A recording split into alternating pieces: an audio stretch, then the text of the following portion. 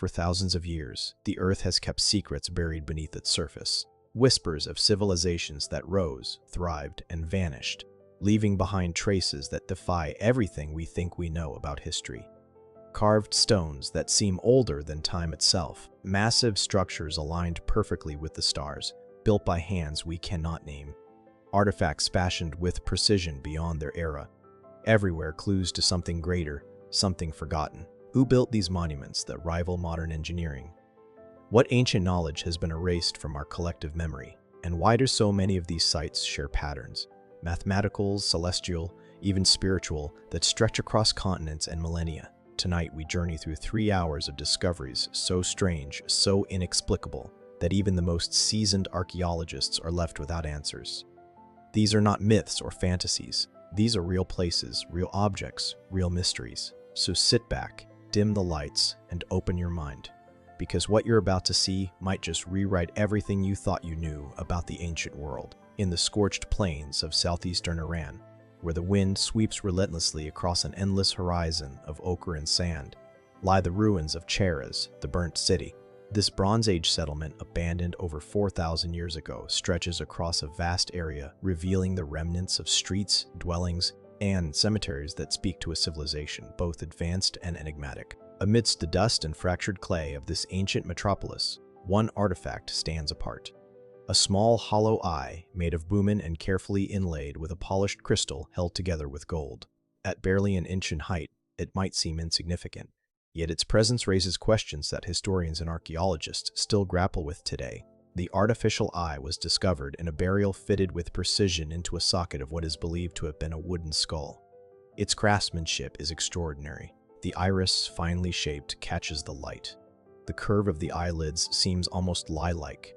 Even by modern standards, producing such a realistic ocular prosthetic would require meticulous skill. Some researchers argue that it is the oldest known prosthetic in the world, a testament to a society that understood not only the mechanics of the human body, but also the social and psychological impact of appearance and identity. But how did they achieve such precision? Modern replicas have demonstrated that creating this eye is far from simple. The tiny hollow cavity, the perfect curvature of the crystal, the gold inlays, they suggest a level of knowledge about optics and anatomy that seems surprisingly sophisticated for a city that existed around 30,100 BCE. What tools could they have used? What techniques allowed them to shape crystals into a smooth, perfectly rounded iris? And why does it seem to mirror so accurately the depth and structure of a human eye? Some explanations are pragmatic.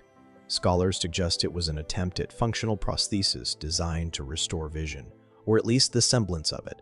Perhaps the person it belonged to lost an eye and required a replacement to participate fully in society, to maintain their status, or to fulfill ritualistic needs after death. In a world where survival was harsh and diseases often fatal, preserving physical wholeness may have carried both practical and spiritual significance. After all, the burial contained not just the eye, but other grave goods, ornaments, tools, and pottery, signaling that this individual may have held a special place in Shaharic society. Yet, as one delves deeper, the questions multiply. Could this object have served more than a practical or symbolic purpose? Its Lee-like precision hints at an awareness of human perception and aesthetics that seems almost uncanny for the era. Some researchers speculate that it may have had ritual or even mystical significance, perhaps used in ceremonies to confer protection or to honor the deceased. Was it purely ornamental, intended to impress the living with the skill of the artisan? Or did it serve a deeper function, one lost to time known only to those who lived in this city thousands of years ago? Sher Souk itself is a city of mysteries. Excavations have uncovered elaborate urban planning, advanced water management systems, and intricate crafts suggesting a society capable of remarkable innovation. And yet, despite the evidence of sophistication, the artificial eye remains unique. No other prosthetic of comparable craftsmanship has been found from this period anywhere in the world. It stands alone, an isolated whisper from a forgotten civilization. Its existence challenges the assumption that technological and medical advances followed a simple linear path through human history. As we consider this artifact, one cannot help but wonder about the hands that made it. Who was the craftsman who shaped this tiny crystal with such care, and for whom was it intended? Did they understand the symbolism that the eye would carry across millennia? Or was it simply the culmination of skill and necessity? And beyond that, what does it tell us about the people of Shahara Supta, their understanding of the human body, their value of aesthetic precision, and their contemplation of life, death, and what lies beyond? In the end, the artificial eye of Shersuk does not offer easy answers. It does not yield to straightforward interpretation or fit neatly into our understanding of early human history. Instead, it invites us to pause and reflect on the ingenuity and creativity of our ancestors, on the limits of what we know, and on the countless mysteries that remain buried beneath the sands of time. Each glint of golden crystal seems to whisper a question that echoes across 4 millennia. How much of human history, skill, and knowledge remains hidden, waiting to be discovered, understood, and marveled at? As the echoes of the Chimu civilization fade across the windswept plains of Peru, our journey shifts thousands of miles away, across time and continents to the heart of Mesopotamia, the cradle of civilization itself. Here along the banks of the mighty Euphrates lies Babylon, a city of monumental ambition and enduring enigma. Imagine standing before the ruins of its once majestic walls, fragments of baked brick and mud, still etched with inscriptions worn smooth by centuries of sun and sand. The air seems thick with the weight of millennia, as though every step carries the whispers of kings, priests, and countless unknown lives who once moved through streets lined with palaces and temples that reached for the heavens. It is here in the 6th century BCE that we encounter one of history's more curious figures, Nabonidus, the last king of Babylon. Unlike many rulers whose names survive merely as dates on a timeline, Nabonidus left a legacy that is both fascinating and perplexing. He was a king who seemed obsessed with time, stars, and ancient knowledge, a man whose choices would forever puzzle historians. His reign, lasting from 556 to 539 BCE, was marked by religious reform, a fascination with antiquity, and an unusual absence from his capital for prolonged periods. He famously entrusted the day-to-day governance of Babylon to his son, Belshazzar, while he wandered the deserts, conducting rituals and recording celestial observations with painstaking care. The king's devotion to the moon god Sin, rather than the traditional Babylonian god Marduk, remains one of the enduring mysteries of this period. Ancient inscriptions reveal long lists of rituals, astronomical observations, and temple restorations dedicated to Sin, suggesting a depth of religious devotion rare even among kings. But why would a ruler of Babylon, the center of political and religious power, seemingly invert centuries of tradition?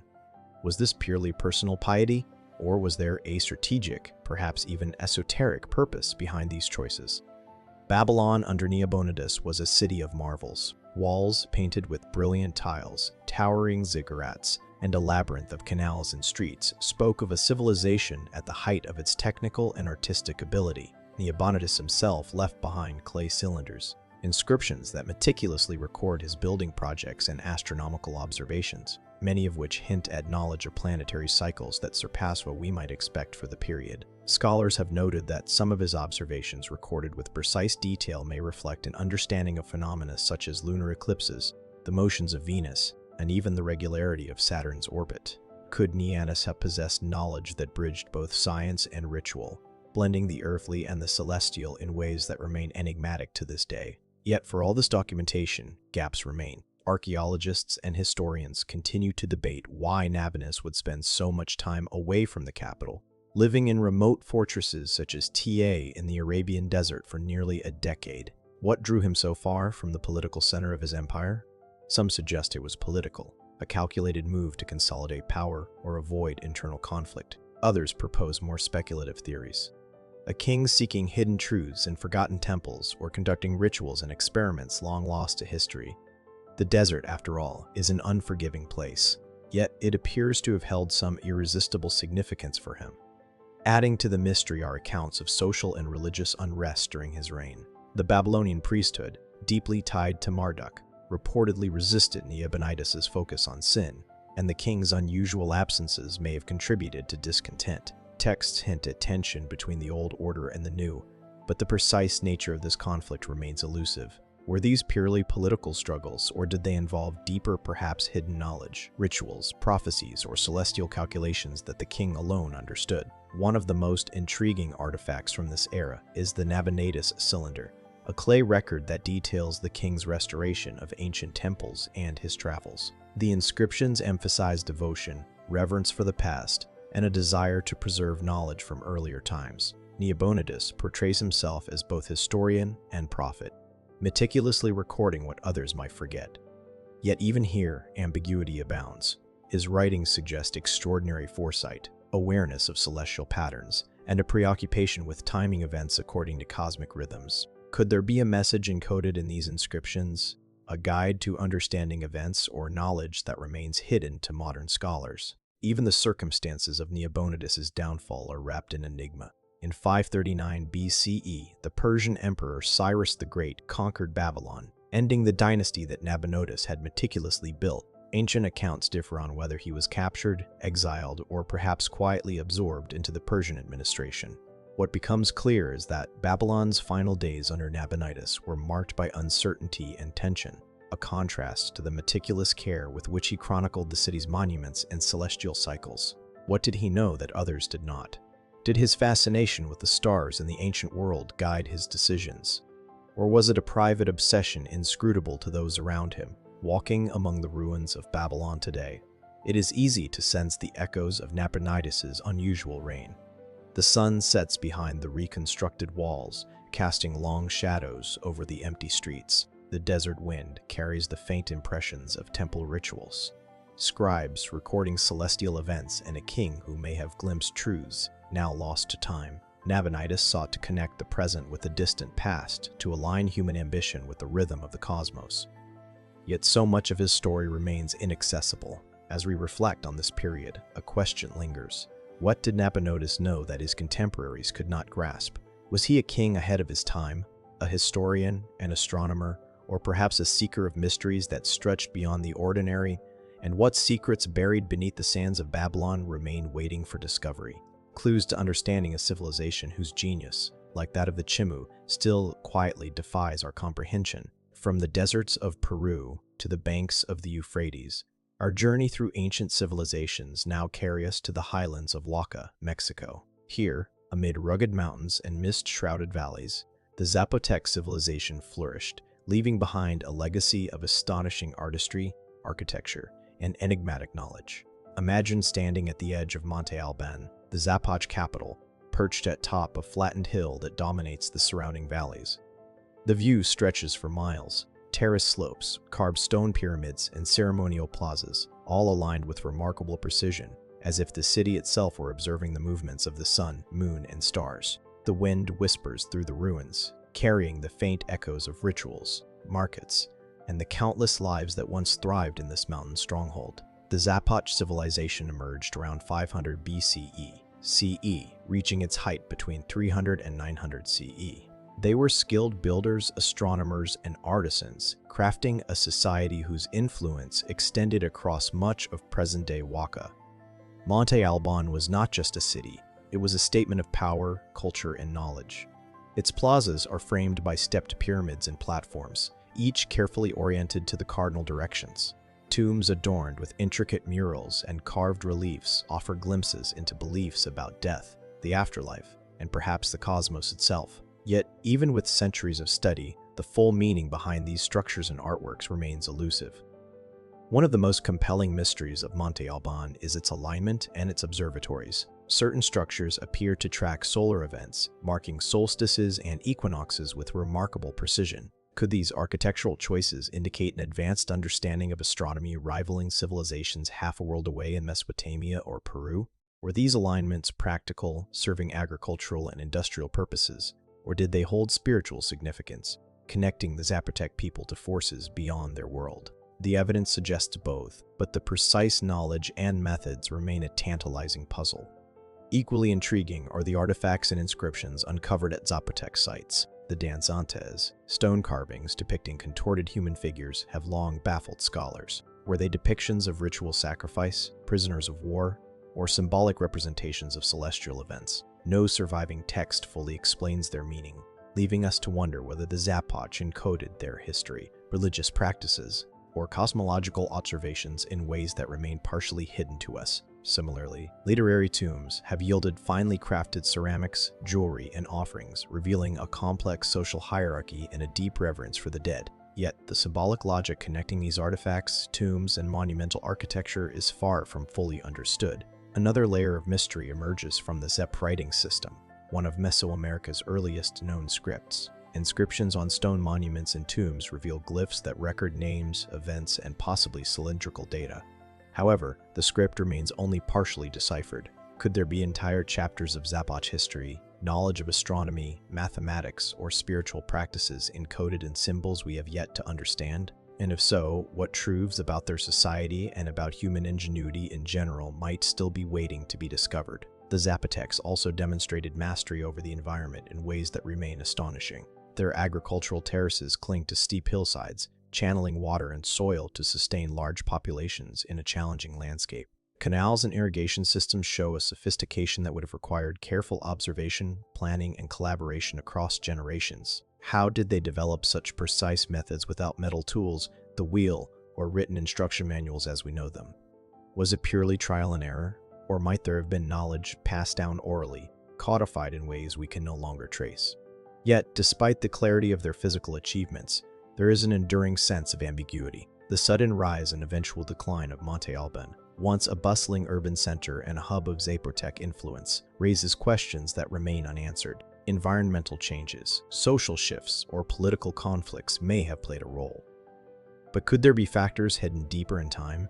Perhaps records lost to destruction or deliberate concealment that would shed light on the civilization's trajectory. Walking among the terraces, plazas, and tombs of Monte Alban today, one senses the deliberate intelligence behind every stone, every carving, every alignment. The city feels alive with intent, as though its builders wanted to communicate across centuries, leaving a legacy that challenges us to see beyond mere ruins. The Zapotecs recorded their world in stone and glyphs in ritual objects, but the complete message has not yet been fully revealed. The mysteries of the Zapotec civilization are a quiet reminder that even in societies long vanished, the past can speak if we know how to listen. Every mural, every glyph, every architectural choice invites us to ask, what knowledge did they possess that we have yet to uncover? Were their insights into astronomy, society, and spirituality advanced beyond our assumptions? And what other secrets of human ingenuity, carefully encoded in stone and earth, remain waiting for discovery, hidden in the highlands of Waka?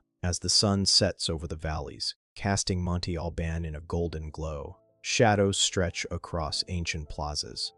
The wind carries faint whispers of ritual chants, markets, and celebrations long past. We are left with questions that cannot yet be answered, a sense of awe that bridges millennia, and the realization that history in its richest form is often as much about what remains hidden as what is revealed. As the mountains of Oaxaca fade from view, our journey returns to the rugged coastlines of Peru, where the Mache civilization rose and thrived along the arid valleys of the northern Pacific. Here the landscape is harsh and sun-baked, yet fertile, where the rivers cut through the desert.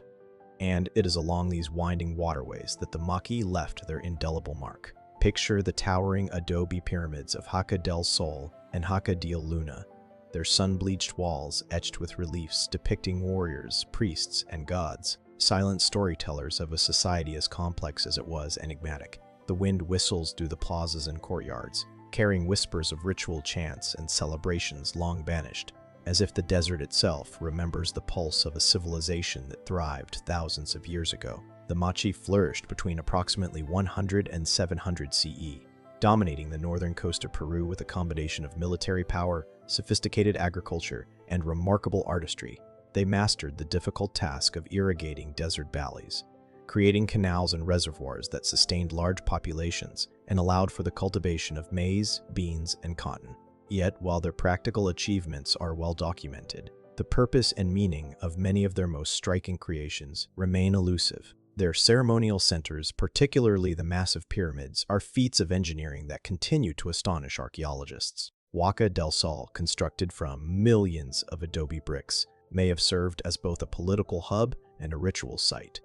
Its scale signaled the power of the Maca's elite. Jaca de Lana, in contrast, offers glimpses into the spiritual life of the culture. Walls adorned with intricate murals depicting scenes of sacrifice, mythology, and ceremonial acts. Some portray human figures bound and offered to the gods, their expressions frozen in moments of reverence or terror. What drove the Machi to depict these rituals with such unflinching detail? Were these images mere representations of power, tools of religious instruction, or records of events whose true significance is lost to time.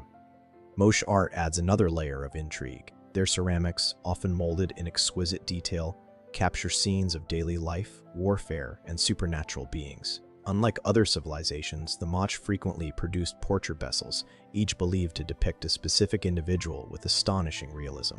The precision of these likenesses suggests a society deeply interested in personal identity, status, and perhaps the spiritual essence of individuals. Yet the reasoning behind the countless depictions of ritual sacrifice, complex ceremonies, and fantastical creatures remains mysterious. Were these vessels used itinerary rites, political propaganda, or secret ceremonies known only to a select few? One of the enduring mysteries of the Moche is their ritualistic violence. Excavations at Jaca de la Luna have revealed hundreds of human remains, often showing signs of ceremonial decapitation, genital mutilation, or battlefield injuries. Scholars debate the reasons behind these practices. Were they offerings to appease the gods, demonstrations of state power, or both? And why did the Moche prioritize these rituals so heavily in their art and architecture, leaving a visual record that is at once compelling and unsettling? Moche also left behind complex knowledge of astronomy, medicine, and metallurgy. Evidence suggests they tracked lunar and solar cycles, perhaps to guide agricultural schedules or ceremonial events. Their metalwork, particularly in gold and copper, exhibits techniques that some researchers argue were ahead of their time. Could the Moche have possessed a level of technological sophistication that modern scholars are only beginning to grasp? And if so, what knowledge has been lost beneath centuries of erosion, conquest, and decay? Even their sudden decline adds to the mystery. Around 700 CE, the Moche civilization seems to have fragmented, giving way to emerging polities and new cultures along the northern coast. Archaeological evidence points to environmental stress, including massive El Niño floods that may have destroyed irrigation systems and disrupted food production. Yet the precision of their monumental constructions and the sophistication of their art suggest a society capable of extraordinary resilience. What truly led to their collapse? Was it nature alone, or were there social, political, or spiritual factors we have yet to fully understand? Walking among the remnants of Huaca del Sol and Huaca de la Luna today, the desert heat is almost tangible and the silence is profound. The adobe walls, murals, and ceremonial platforms seem to hold a latent intelligence, a record of a society that mastered both the physical and symbolic worlds. Each artifact, from a finely painted ceramic vessel to the skeletal remains of a sacrificed individual, invites reflection on human ambition, ingenuity, and the mysteries that survive erosion. The Moche civilization, much like the Zapotec before them, challenges our understanding of ancient societies. Their knowledge of the natural world, their technological skill, and their complex spiritual life are preserved in fragments, tantalizingly incomplete. We can reconstruct elements of their society, yet so much remains enigmatic. How did they achieve such mastery over both landscape and ritual? What meanings lay hidden in their art? And what truths were encoded in their pyramids and tombs? Could there be aspects of Moche knowledge, astronomical, metallurgical, or spiritual, that we have yet to rediscover? As the sun sinks toward the Pacific horizon, casting long shadows over the desert valleys and the pyramid's stark facades, the remnants of the Moche civilization seem to pulse with life once more. The wind carries with it the faint echoes of chants, ceremonies, and daily life. A civilization that was sophisticated, brilliant, and profoundly human. And yet, despite all we have uncovered, a question lingers. What remains buried beneath the sands, waiting to reveal secrets that might forever alter our understanding of the Moche and of the human story itself? From the arid deserts and fertile valleys of Peru, our journey now carries us across oceans and millennia to the restless waters of the Mediterranean. Imagine standing on a rocky shoreline, the waves crashing against jagged cliffs, salt spray stinging the air, the horizon stretching endlessly toward lands that were thousands of years ago, the stage for one of history's most confounding mysteries. It is here along these coasts and in the sprawling cities of the late Bronze Age that the enigmatic sea peoples emerge, a name inscribed in ancient records, yet whose origins, culture, and ultimate fate remain shrouded in uncertainty. The sea peoples are known primarily through the records of the civilizations they confronted. Egyptian inscriptions, particularly those commissioned by Pharaoh Ramses III at Medinet Habu, depict massive naval battles, towns set ablaze, and invaders arriving from the sea with formidable ships and weapons. Yet the exact identity of these groups, their homelands, languages, and societal structures, remains a matter of intense debate. Were they marauding pirates exploiting the weakening Bronze Age kingdoms, displaced peoples fleeing famine or conflict, or a coalition of desperate tribes united by necessity? Every clue we uncover seems to deepen the enigma rather than resolve it.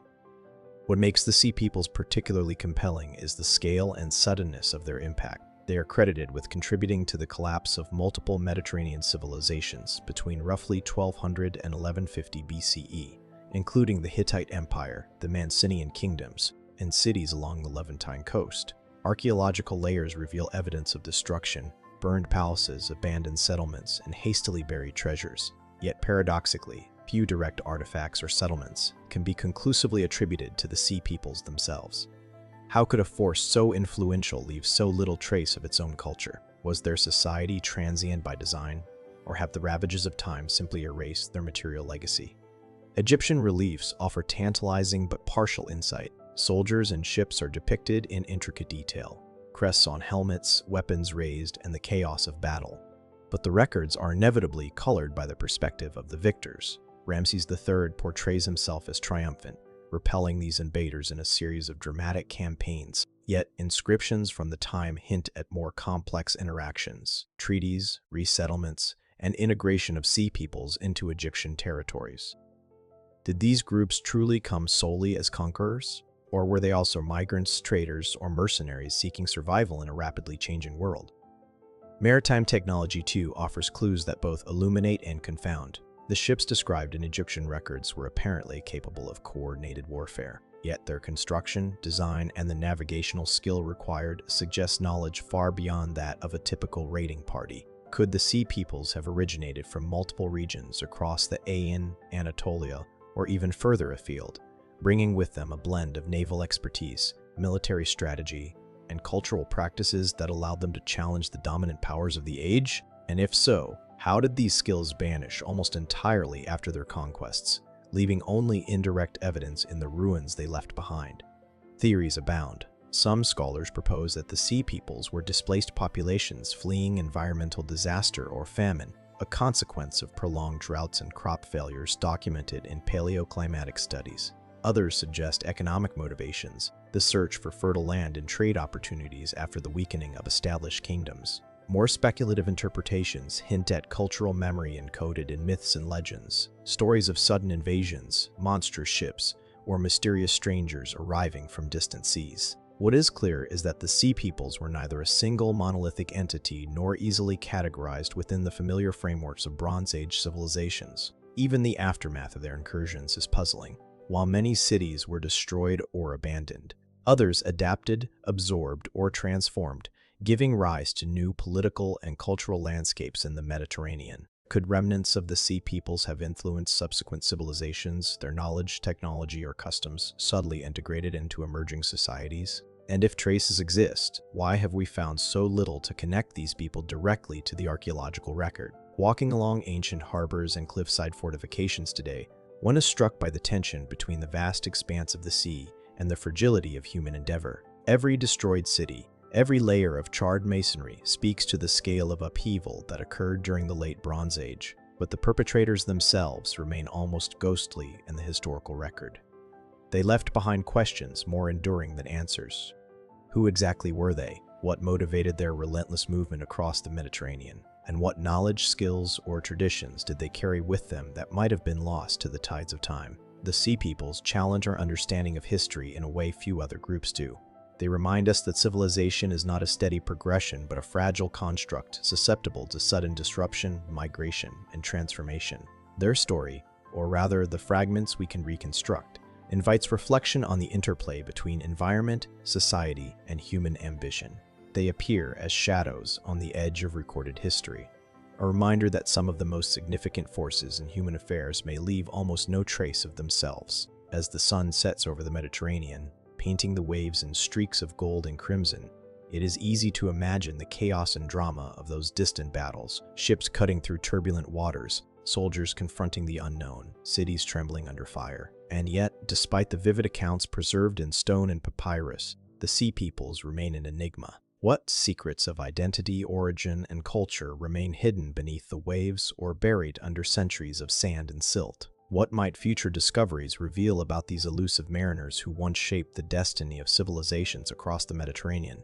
From the turbulent waters of the Mediterranean, where the sea peoples left behind only traces of fire and fear, our journey returns once more to the sun-scorched coasts of Peru. Here along the arid valleys that stretch toward the Pacific, the Chimu civilization carved out a world of extraordinary ambition, skill, and mystery. Imagine approaching Chanchan, their vast adobe capital, from the wind-swept plains. The city stretches over 20 kilometers, its walls rising up to 40 feet in places, sun-baked yet stubbornly intact. Narrow alleys twist between ceremonial plazas and massive compounds, and intricate reliefs of fish, birds, and waves decorate the walls, capturing a rhythm of life that is echoed across centuries. The desert wind moves like a whisper through the ruins, as if the city itself remembers the footsteps of those who once walked here. The Chimu thrived between roughly 900 and 470 CE, dominating the northern coast of Peru before the rise of the Inca. They were master engineers, turning arid deserts into fertile valleys through sophisticated irrigation systems that channeled water from rivers to terrace fields. Their society was highly organized, with a centralized administration, specialized craftspeople, and a culture that left an enduring imprint on art, architecture, and metallurgy. Yet, for all their achievements, Chanchan and the Chimu people continue to puzzle scholars. How could a civilization without iron tools, the wheel, or a written language construct a city so immense, so meticulously planned, that it rivals later urban centers in complexity? The city itself is a testament to deliberate intelligence.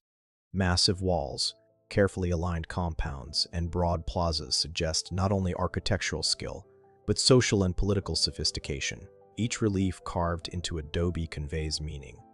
Yet the precise interpretation remains elusive. Were these artistic motifs symbolic, telling stories of deities, cosmology, or social hierarchy, or did they encode knowledge now lost, a silent record for future generations that modern researchers are only beginning to decode? The Chimu were also exceptional artisans. Their ceramics, textiles, and metalwork demonstrate techniques that remain astonishing today. Gold and silver were hammered and shaped into delicate objects depicting creatures of myth, aquatic life, and ceremonial scenes.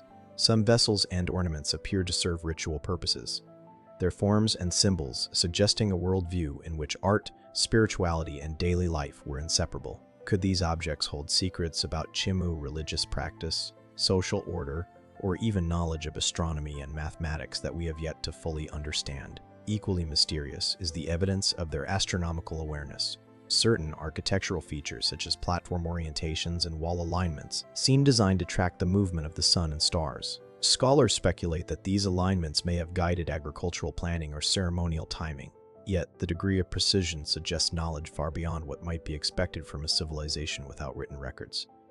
How did the Chimu develop this understanding? And what methods did they use to preserve and transmit such knowledge across generations? Human remains and dreary practices add another layer of enigma. Tombs within Chanchan reveal high-ranking individuals surrounded by textiles, ceramics, and metalwork. Some skeletons indicate ritualized death or sacrifice, yet the cultural context for these practices is only partially understood. Were these acts expressions of religious devotion, demonstrations of political power, or symbolic performances designed to maintain cosmic or social order? The absence of written records leaves these questions tantalizingly unanswered. The city's sudden downfall adds to the intrigue. In the 1470s, the Chimu were conquered by the expanding Inca Empire, yet Chanchan shows little evidence of violent destruction. Instead, the conquest appears to have been relatively rapid, with the Inca assimilating the Chimu people and their knowledge into a new empire. How did a civilization so large and organized fall so quickly? Was it military strategy, internal instability, or an unforeseen combination of factors that led to their assimilation rather than annihilation? Walking through Chanchan today, one is struck by the silence. The adobe walls, faded reliefs, and empty plazas seem to hum with memory, inviting reflection on both human ingenuity and its limits. Every corner of the city embodies a story, yet many remain unreadable, locked in the materials and structures themselves. The Chimu achieved remarkable feats in agriculture, architecture, and artistry. Yet so much of their world remains obscured by time, weather, and the deliberate eraser of history. The mysteries of the Chimu civilization compel us to question what we truly know about the past.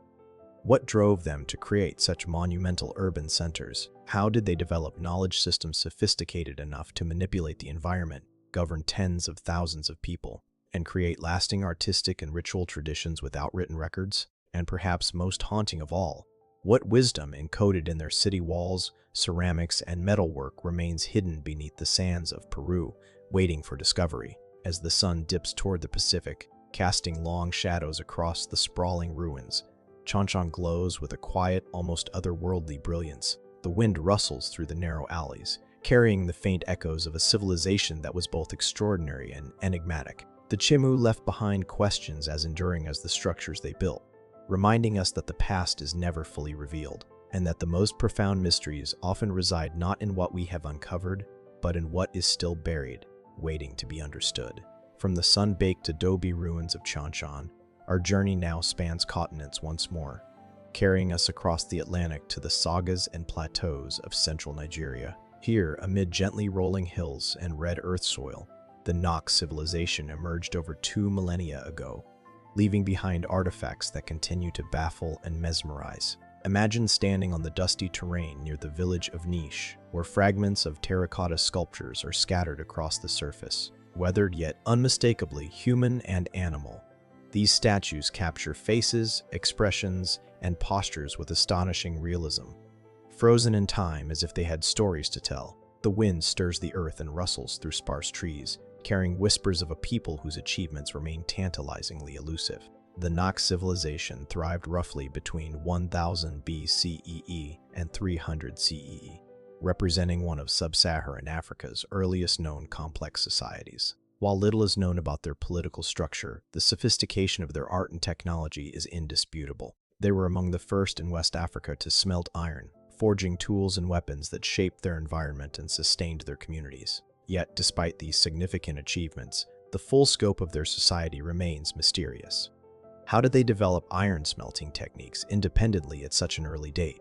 And why have so few written or oral records survived to illuminate the social and cultural context of these remarkable people? Central to the Enoch legacy are the terracotta sculptures for which the civilization is the most famous. Ranging from small figurines to life-size statues, these works display intricate detailing, elongated faces, elaborate hairstyles, and expressive postures that convey individuality, emotion, and perhaps even spiritual significance. Some figures appear to depict daily life, while others seem to represent ritual or ceremonial practices.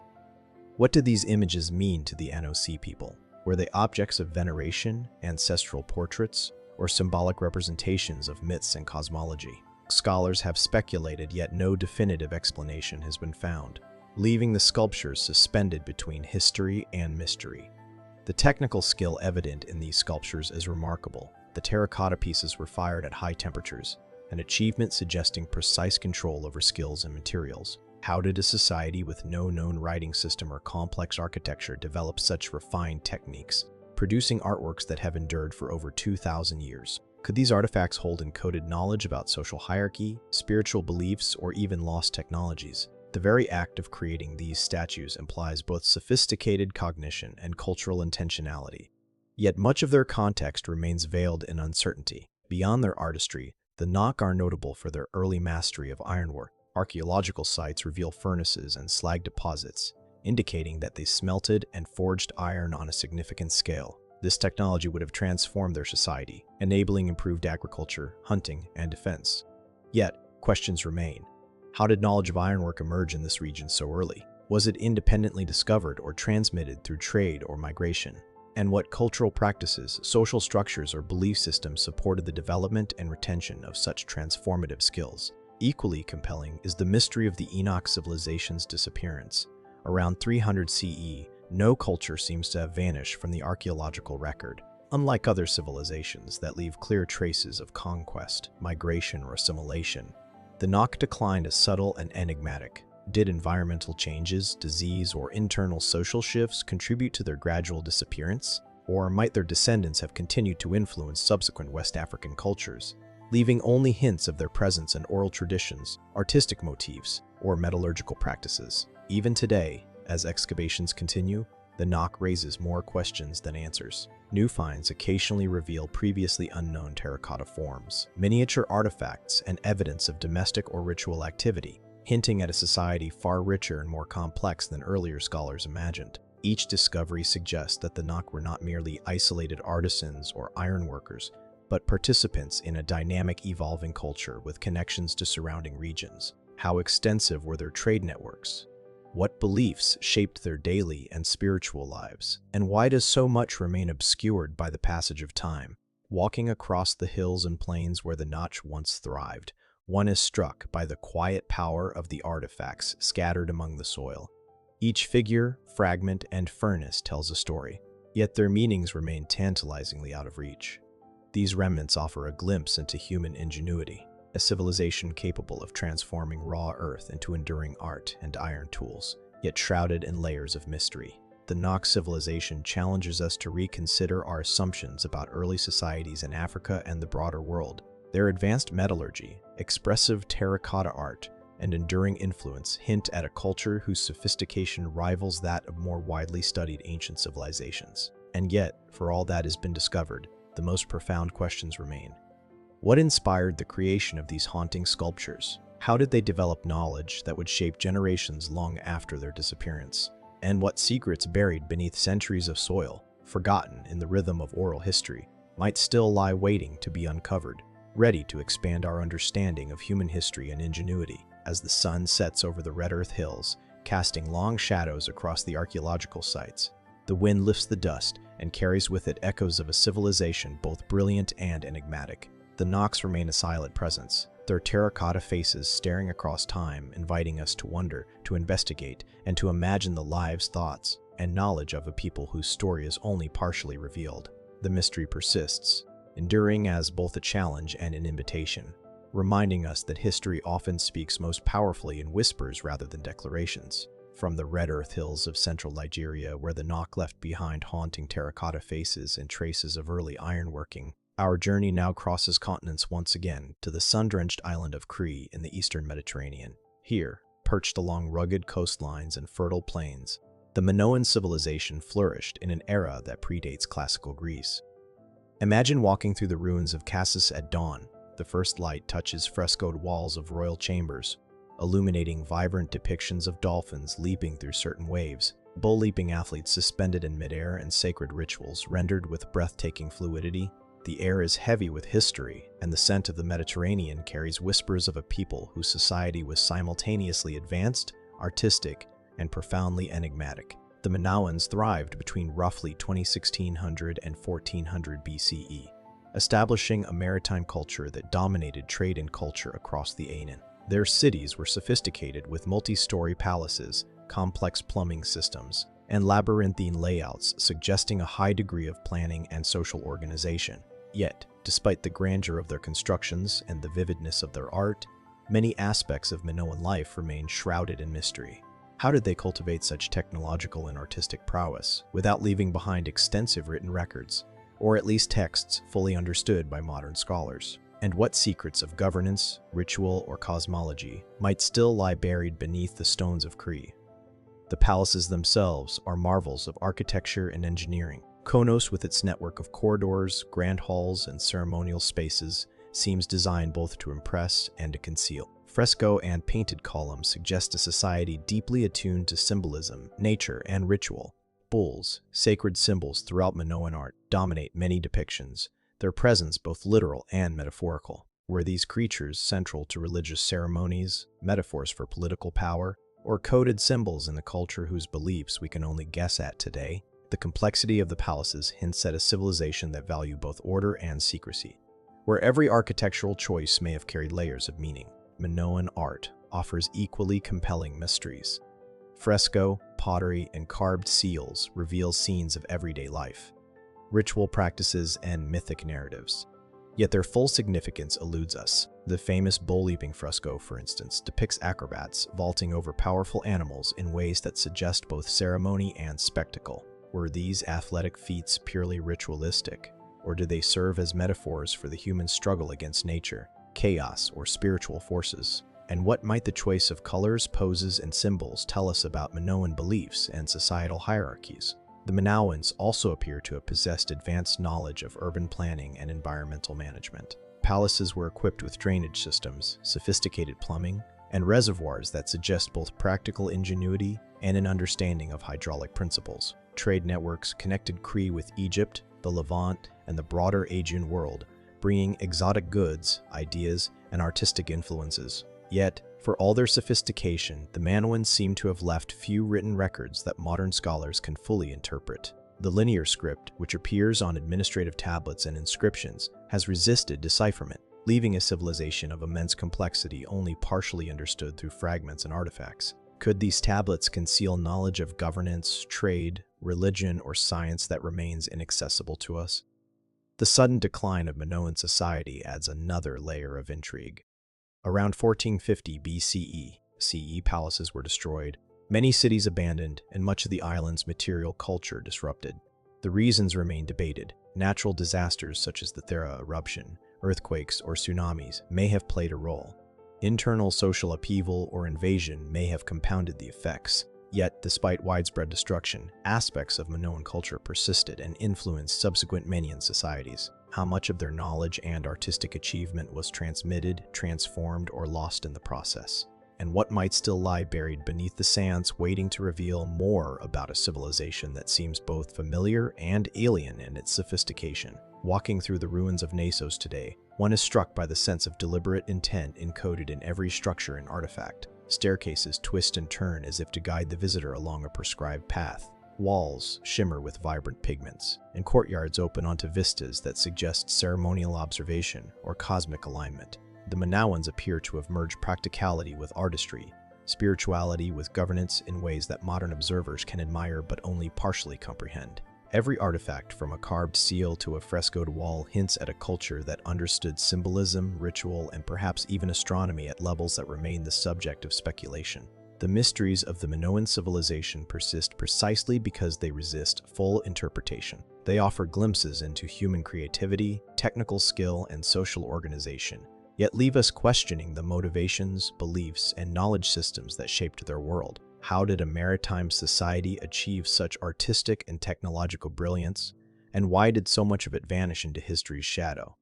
Were the Minoans simply victims of natural disasters, or did forces of human conflict and societal transformation play a role? As the Mediterranean sun sets over Crete, casting long shadows across the palace ruins and the terrace hills beyond, it is easy to imagine the rhythms of Minoan life. The sound of waves against cliffs, the chants of ritual participants, the hum of artisans at work. Yet, despite these vivid echoes, so much remains unanswered. What secrets remain hidden beneath layers of plaster, stone, and soil? What wisdom, artistry, and knowledge of the Minoans has been lost to time, waiting for discovery? The questions linger, silent yet insistent, inviting us to ponder a civilization whose brilliance continues to captivate and confound even millennia after its decline. From the sun-drenched island of Crete, where the Minoans left behind palaces adorned with dolphins, bulls, and ritual scenes that continue to mystify us, our journey now crosses oceans and millennia once again, this time to the vast river valleys of North America. Here, amid the forests and floodplains of the Mississippi and Ohio River basins, the Mississippian culture flourished, constructing monumental earthworks that speak of a civilization both sophisticated and enigmatic. Imagine standing atop of Mons Mound at Cahokia, the largest pre-Columbian earthwork north of Mexico. From this vantage, the surrounding landscape stretches in all directions. Smaller mounds dotting the horizon, plazas once bustling with life, and the faint impressions of wooden palisades that enclose the city. The wind carries the echoes of thousands of inhabitants, their ceremonies, marketplaces, and daily rhythms whispering across the centuries. The Mississippian culture reached its peak between roughly 800 and 600 CE, developing complex urban centers with sophisticated social hierarchies, trade networks, and ceremonial practices. Cahokia, their most prominent city, may have housed tens of thousands of people, rivaling contemporary European cities in size and organization. The scale of construction is astonishing. Mounds carefully shaped and aligned, plazas designed for ritual and civic gatherings, and causeways connecting various precincts. How did societies without metal tools or written language organize labor and resources on such a massive scale? And what ideas or beliefs motivated the creation of these enduring forms in earth and timber? Central to Mississippian life were the platform mounds, constructed layer by layer, each addition deliberate and precise. These mounds likely supported temples, elite residences, and public buildings, serving as both ceremonial and administrative centers. Yet their purpose is only partially understood. Were these mounds primarily political, designed to assert authority and structure society? Or did they serve a spiritual or cosmological function, aligning with celestial events, or reflecting sacred landscapes? The precision of their construction suggests knowledge of planning, surveying, and engineering, but the symbolic meanings embedded within remain tantalizingly out of reach. Art and iconography provide another window into the Mississippian mind. Elaborate shell gorge, copper ornaments, stone statues, and pottery depict powerful animals, supernatural beings, and abstract symbols whose interpretations remain debated. Some images suggest shamanic practices or spiritual journeys. Others hint at social hierarchies or historical events. How much of this imagery encoded religious knowledge and how much was intended to communicate status or identity? And in a society without a formal writing system, how was knowledge transmitted and preserved across generations, ensuring continuity of tradition and skill? The Mississippians also built extensive trade networks, reaching from the Gulf Coast to the Great Lakes, exchanging shells, copper, micasa, and other materials. Such connections suggest a sophisticated understanding of geography, logistics, and social alliances.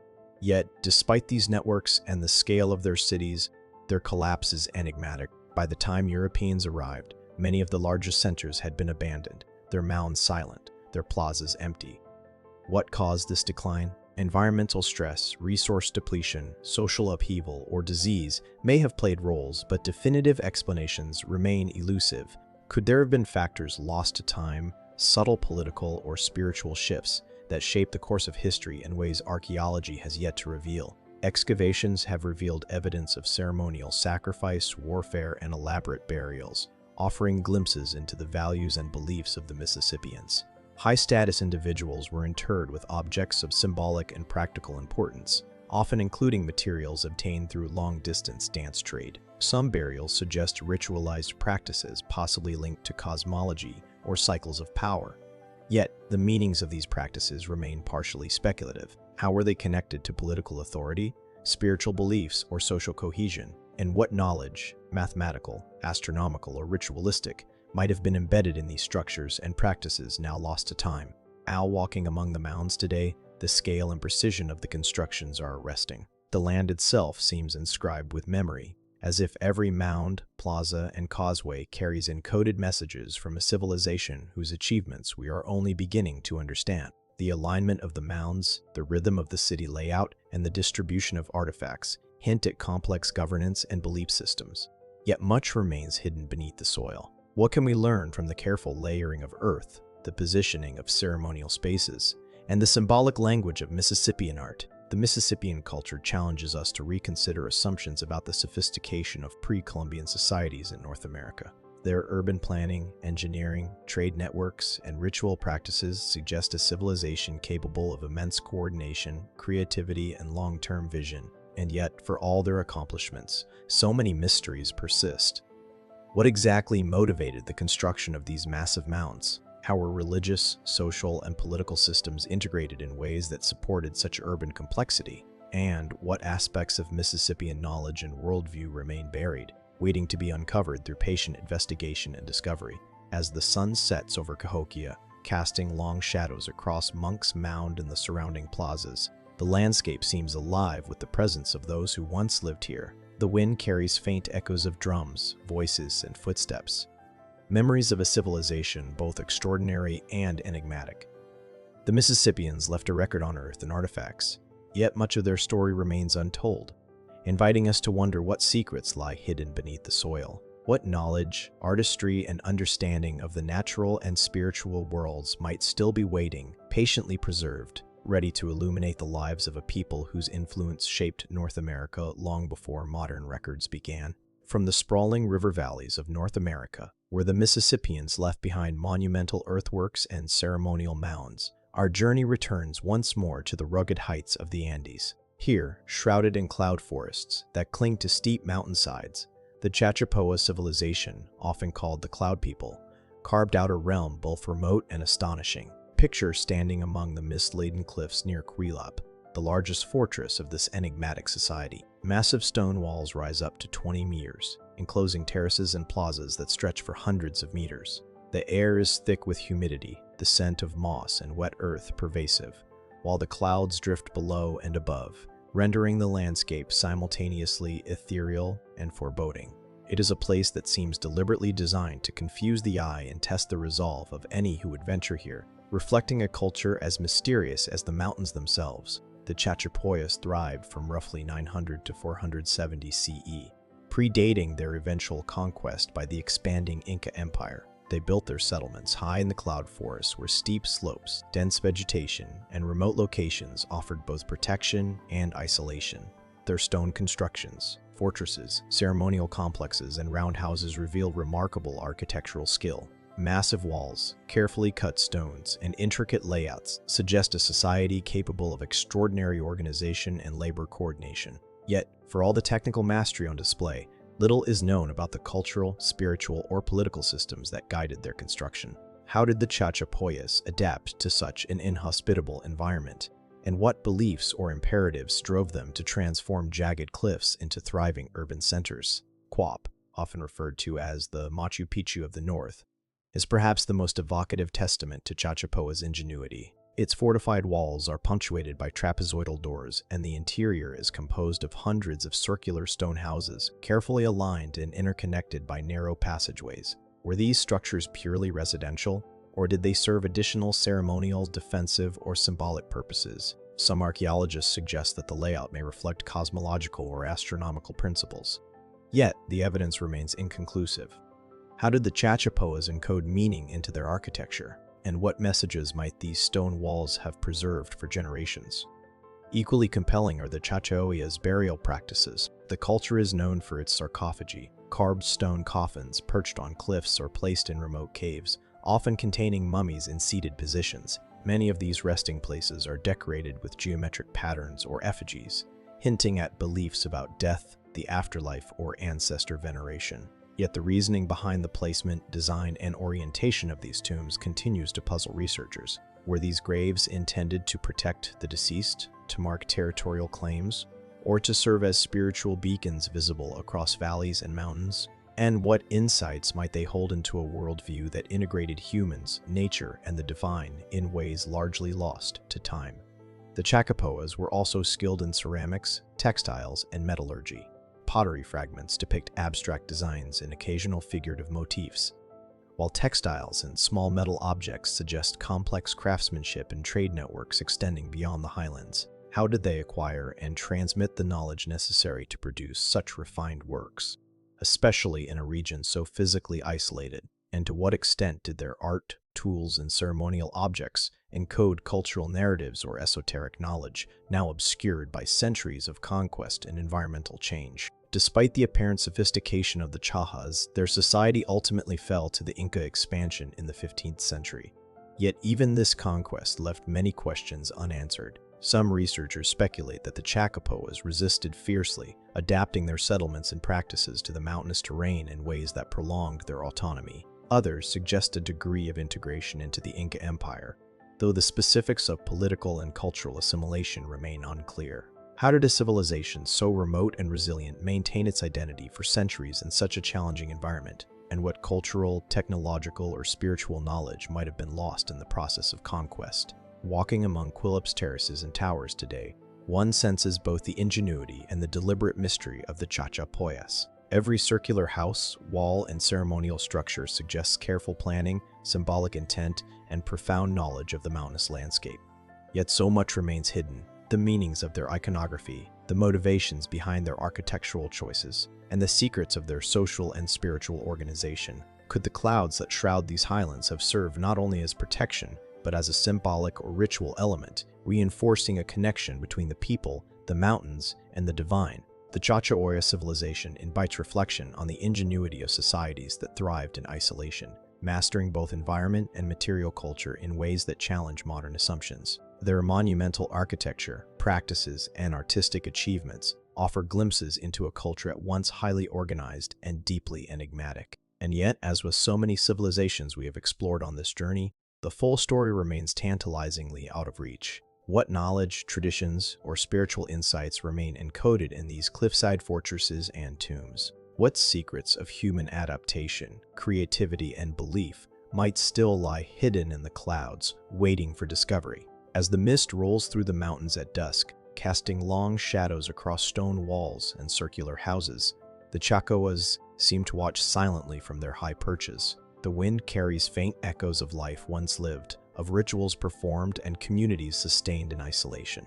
The mystery endures, reminding us that even in places that seem inaccessible, the past leaves traces that beckon the curious, the patient, and the observant. The cloud people may be gone, yet their world, shrouded in mist and stone, continues to challenge and captivate, inviting us to wonder what still remains hidden among the peaks and valleys of the Andes. From the mist-shrouded peaks of the Andes, where the Chachanoyas, known as the Cloud People, crafted cliffside fortresses and perched tombs, our journey now sweeps across continents and centuries to the vast expanses of Eurasia. Here, across steppes, river valleys, and remote highlands, evidence points to a culture whose scale, ambition, and artifacts have sparked both fascination and debate. The Tartarian culture. Imagine approaching the ruins scattered across regions of Eastern Europe and Siberia, where massive brick foundations, geometric layouts, and towering structures rise against the horizon. The air carries a chill from distant plains and forests, and the landscape seems to hum with the echoes of a civilization whose traces are tantalizingly visible, yet frustratingly incomplete. The so-called Tartarian culture is known primarily through archaeological remains attributed to an advanced prehistoric society, often predating written history in Eurasia. Enormous brick constructions, sometimes referred to as Tartarian megastructures, suggest organized urban planning on a scale that challenges conventional timelines. Walls several meters thick, expansive terraces, and precise geometric layouts hint at engineering skill and social coordination far beyond what is commonly assumed for the eras in which these structures were constructed. Yet the origins, purposes, and extent of this culture remains largely obscure. Who were the people capable of such feats, and what knowledge guided the construction of these monumental sites? Some of the most compelling evidence comes from architectural remnants found across multiple regions. Rectangular and circular foundations, sometimes aligned with celestial points or topographical features, suggest deliberate planning and potential ritual or astronomical significance. The bricks themselves, unusually uniform and durable, raise further questions. How were such materials manufactured with the technology of the time? And what techniques allowed for such precision? The structures evoke a civilization with both technical mastery and aesthetic sensibility, yet one whose social, political, and spiritual systems remain largely hidden from modern inquiry. Artifacts discovered in association with Tartarian sites add layers of intrigue. Tools, pottery, and enigmatic symbols hint at a culture with advanced metallurgy, craft specialization, and symbolic communication. Some researchers propose that these objects indicate trade networks, ritual practices, or even prioritizing systems. Yet, the fragmentary nature of the evidence fuels speculation. Were these items utilitarian, ceremonial, or markers of status? Could these scattered clues reveal a worldview as sophisticated as the physical constructions themselves? Or are we glimpsing only fragments of a much larger and complex society? The sheer scale of certain Tartarian structures is particularly striking.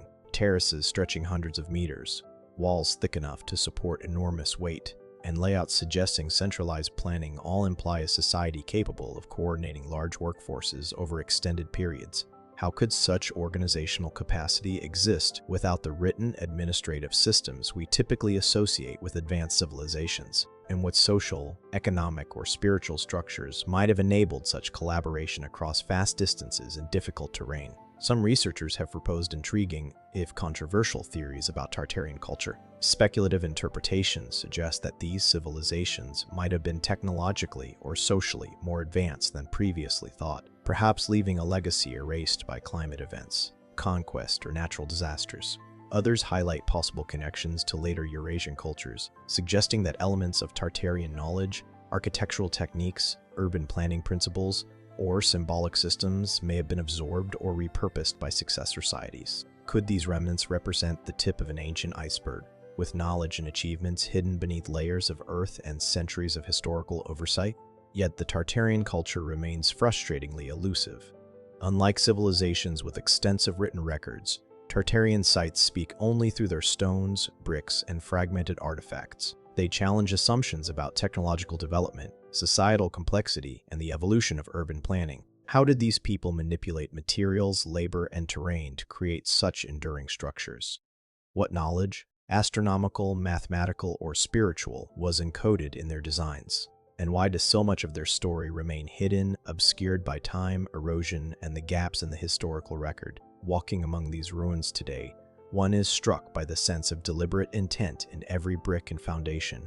The alignments, scale, and precision of construction suggest intelligence, planning, and perhaps even ceremonial or cosmological purpose. Yet, there is also an enduring mystery. No inscriptions, no comprehensive records, no surviving oral histories fully explain the motivations or societal frameworks behind these feats. Each site seems to pose more questions than it answers, inviting contemplation of the capabilities of ancient peoples and the fragility of human memory over millennia. The Tartarian culture, much like the civilizations we have explored before, challenges modern perceptions of history. It hints at a world in which knowledge, technology, and social organization may have existed in forms now lost, reminding us that the human story is far richer and more complex than surviving evidence alone can reveal. And yet, for all the stone, brick, and remnants of human endeavor, a profound mystery endures. What truths about the Tartarians, their knowledge, and their civilization remain hidden, waiting beneath the surface to illuminate a past that is only partially visible to us today? As the Eurasian sun sets over the plains and forests, casting long shadows across massive ruins, the silent walls of these ancient structures seem to be watched across the centuries. The wind whispers through broken columns, terraces, and scattered bricks, carrying echoes of human ambition, ingenuity, and the mysteries of a society that may have once been far more advanced than we imagine. The Tartarians remain a shadow of history, a civilization glimpsed through fragments, yet still capable of inspiring awe, curiosity, and profound questions about what humanity has accomplished and what it may still discover in the ruins of time. From the vast plains and monumental ruins of Eurasia, where the Tartarian culture once left its enigmatic marks, our journey now returns to the rugged deserts and canyons of North America. Here, amid the red rock cliffs and mesas of the American Southwest, the Anasazi, or ancestral Puebloans, constructed settlements that continue to puzzle, fascinate, and inspire awe. Imagine standing at the edge of a sheer cliff face in Choco Canyon, sunlight slicing across the sandstone, casting long shadows over terrace structures and ceremonial cas. The wind carries a faint, dry scent of desert sage and dust, and the silence is broken only by the occasional call of a distant bird, as if the landscape itself preserves the memory of a people who once thrived here in extraordinary isolation. Anastasia flourished roughly between 100 CE and 1600 CE, leaving behind vast complexes such as Pueblo Bonito with its hundreds of interconnected rooms and expansive ceremonial plazas. Their settlements were built with meticulous precision, often integrated seamlessly into the cliffs themselves. Multi-story stone and adobe dwellings cling to canyon walls accessible only by narrow ledges or ladders, suggesting both ingenuity and deliberate planning. How did these communities coordinate construction on such a scale in the harsh arid environment of the Southwest? And what social, spiritual, or environmental imperatives guided the placement and design of these monumental sites? Central to Anasazi life were kas, circular subterranean ceremonial chambers that served as focal points for ritual, governance, and community gathering. The alignment of certain caves with solar, lunar, and stellar events suggests a sophisticated understanding of astronomy, implying that observation of the heavens played a central role in both agriculture and ritual life. Yet the full scope of Anasazi cosmology remains tantalizingly elusive. What stories, beliefs, and knowledge were encoded in these chambers? How did the cycles of the sun, moon, and stars inform their rituals, social structure, and worldview? The engineering feats of the Anasazi are equally compelling. Stonemasonry demonstrates remarkable skill with precisely cut blocks fitted together without mortar, in many cases in multi-story structures that have endured for centuries despite environmental challenges. Complex water management systems, channels, reservoirs, and systems allowed them to thrive in an environment that could be unforgiving, transforming arid landscapes into sustainable settlements. How did they develop such sophisticated hydraulic knowledge? And what lessons about adaptation, survival, and planning might be hidden in these systems? Artifacts found throughout Anasazi sites deepen the mystery. pottery decorated with intricate geometric patterns, woven textiles, stone tools, and ceremonial objects reveal a culture attentive to both daily life and ritual life and spiritual expression. Yet, many items are enigmatic, hinting at social hierarchies, ritual practices, and symbolic languages that we can only partially interpret. How were these objects used? Do they encode information about trade, cosmology, or ancestral memory that is now lost to us? And how did such a culture maintain cohesion across the broad and often isolated regions they inhabited? One of the most perplexing aspects of the Anastasia story is their sudden departure from many of their major settlements around the late 13th century. Entire complexes were abandoned, leaving behind tools, pottery, and even food stores. The reasons for this migration remain debated. Droughts, resource depletion, social upheaval, or conflicts may have contributed. Yet no single explanation fully accounts for the widespread and seemingly coordinated exodus. How did a civilization so attuned to its environment and so adept at survival suddenly disperse across the landscape? Could there have been unseen pressures, cultural, spiritual, or climatic, that drove this movement, leaving only stone structures and artifacts to speak of their former presence? Walking through the ruins of Mesa Verde, Chaco Canyon, or Canyon Dieli today, one is struck by both the scale of human ambition and the mysteries left behind. The dwellings, ceremonial spaces, and artifacts speak of a people who understood architecture, astronomy, and engineering at levels remarkable for their time, yet whose full narrative remains incomplete. Each shadowed sunlit room and carved stone seems to invite questions rather than offer answers. What rituals filled these chambers? What governance and social organization sustained these settlements? And what knowledge encoded in their architecture and artifacts might still elude modern understanding? The Anastasia civilization challenges conventional notions of what prehistoric societies in North America were capable of achieving. Their complex social structures, architectural sophistication, and astronomical insights suggest a culture of remarkable intelligence, creativity, and adaptability. Yet the lingering mystery, the sudden abandonment, the enduring secrets of Kos, and the hidden meanings within artifacts reminds us that history is often fragmented, leaving tantalizing glimpses of knowledge and achievement for those patient enough to look. As the sun sets over the canyons, casting fiery orange and deep violet shadows across the cliff faces and terraces, the Anastasia ruins seem almost alive, silent witnesses to the lives, rituals, and aspirations of a vanished people. The wind moves through deserted rooms and ceremonial spaces, carrying echoes of footsteps long gone, of gatherings and ceremonies that shaped daily life. And while much remains unknown, Anastasia invites us to wonder, to explore, and to consider what other secrets lie buried in the cliffs east of the Southwest. Secrets that may yet reveal the depth, ingenuity, and complexity of a civilization that continues to captivate our imagination.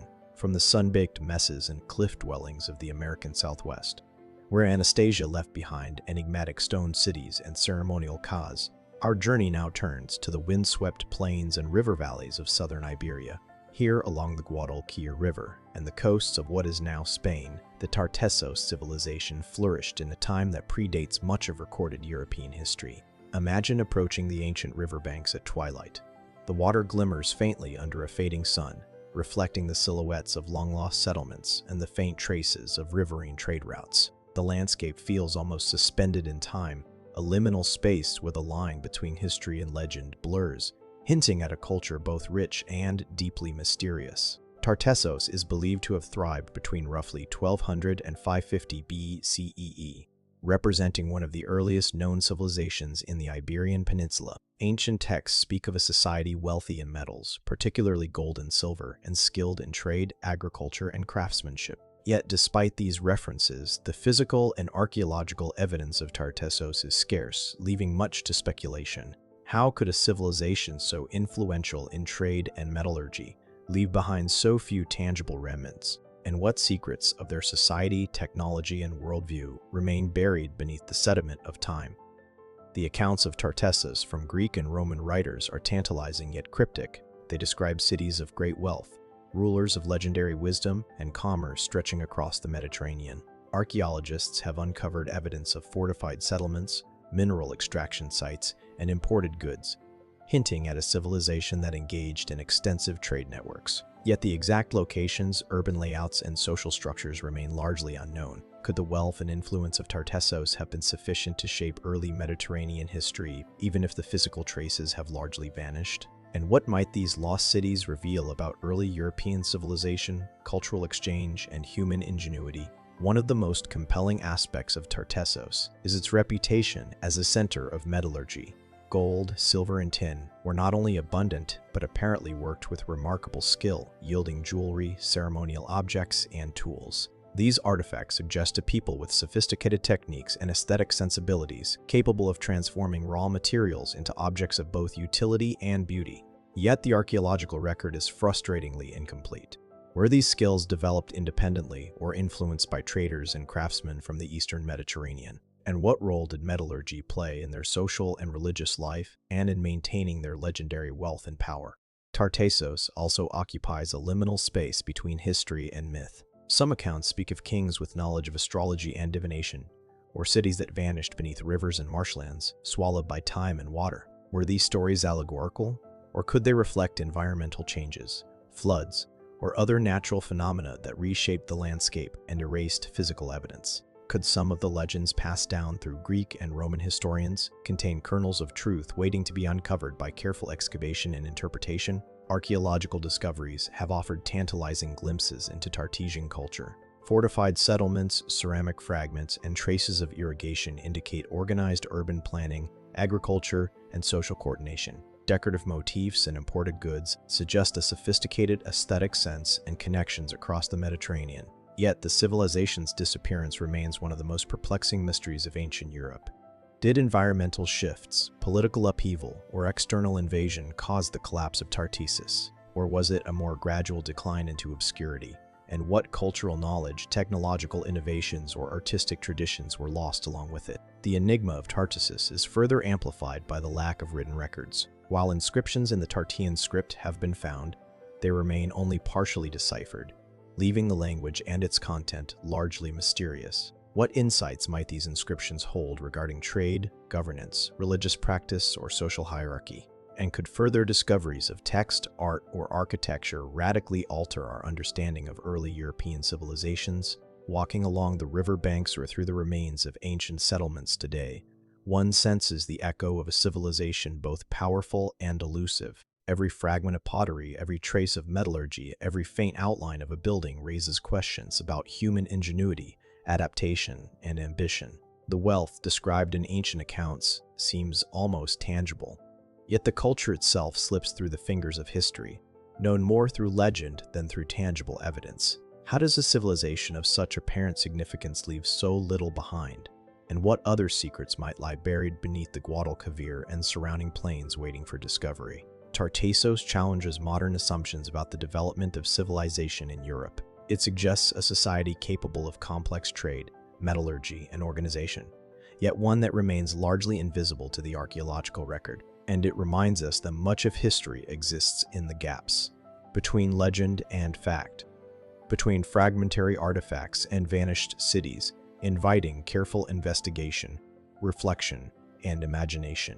As the sun sinks below the horizon, casting long shadows over the ancient river valley, the landscape seems to hold its breath. The whisper of water, the rustle of reeds, and the glint of metal fragments in the soil all hint at human lives, achievements, and mysteries now largely lost to time. Tartessos remains a civilization of shadows and whispers, beckoning us to explore, to question, and to consider what else might be hidden beneath the surface.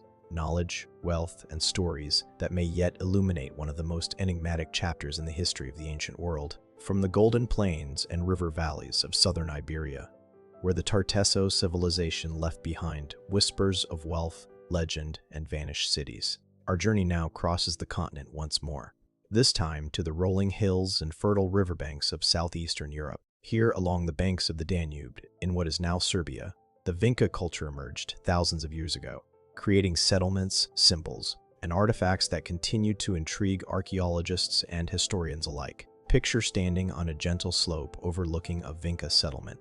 The earth is dotted with the remains of long abandoned houses, pits once filled with grain, and fragments of pottery catching the afternoon light. The air is thick with the scent of damp soil and river water, and the quiet seems almost intentional, as if the land itself guards the secrets of a civilization that flourished long before the rise of written history. The Vinca culture thrived roughly between 5700 and 4500 BCE, making it one of Europe's earliest known complex societies. Unlike the monumental constructions of Tartessos or the cliff dwellings of the Anasazi, Vinca settlements were modest in scale but remarkable in organization. Houses were often rectangular and constructed with wattle and daub techniques. Streets were laid out with apparent planning, and storage pits suggest advanced agricultural practices. Yet even in these seemingly simple villages, layers of mystery accumulate.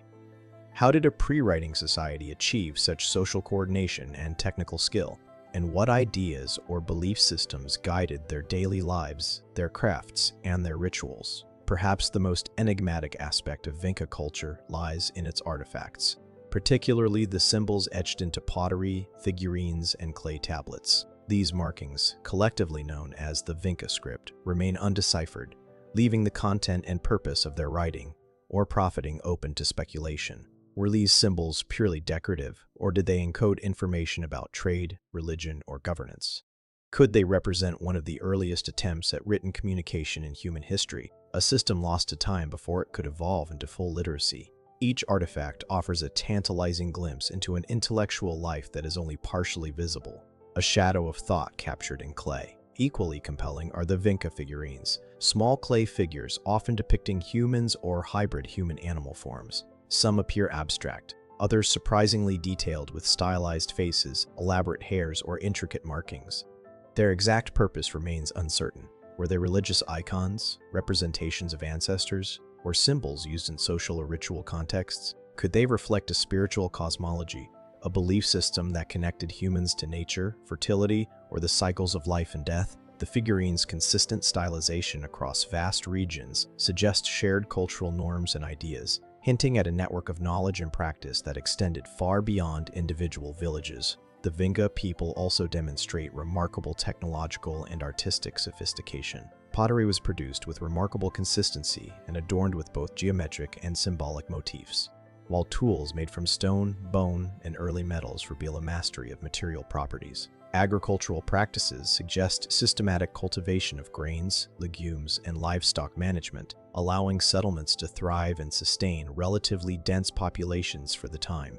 How did these early Europeans develop such refined technical and artistic skills? And what knowledge lost to the millennia supported the growth of their settlements, social structures, and cultural traditions? Trade and connectivity appear to have played a significant role in Vinca society. Obsidian, seashells, and other non-local materials found at Vinca sites indicate networks that stretched hundreds of kilometers across Europe, facilitating exchange of goods, ideas, and perhaps even symbolic systems. How did these communities coordinate trade and interaction over such distances without the written records that later civilizations relied upon? And what ideas, technologies, or religious beliefs might have traveled along these networks, influencing societies far beyond the Danube Valley? The decline of the Vinca culture around 4500 BCE adds another layer of intrigue. Settlements were gradually abandoned, and the once widespread Vinca symbols faded from the archaeological record. What caused this transformation? Was it environmental change, social upheaval, migration, or disease? Or might it have been a more subtle cultural shift in which knowledge and practice were absorbed into emerging societies, leaving only traces of their existence behind? The absence of definitive answers deepens the mystery, reminding us that even early European civilizations are capable of vanishing almost entirely, leaving questions in place of histories. Walking among the remains of Vinca settlements today, one is struck by the duality of simplicity and sophistication. The earth mounds, fragments of clay, and rudimentary tools speak of everyday life, labor, and survival. Yet the presence of symbols, figurines, and carefully constructed houses suggests intellectual and artistic complexity.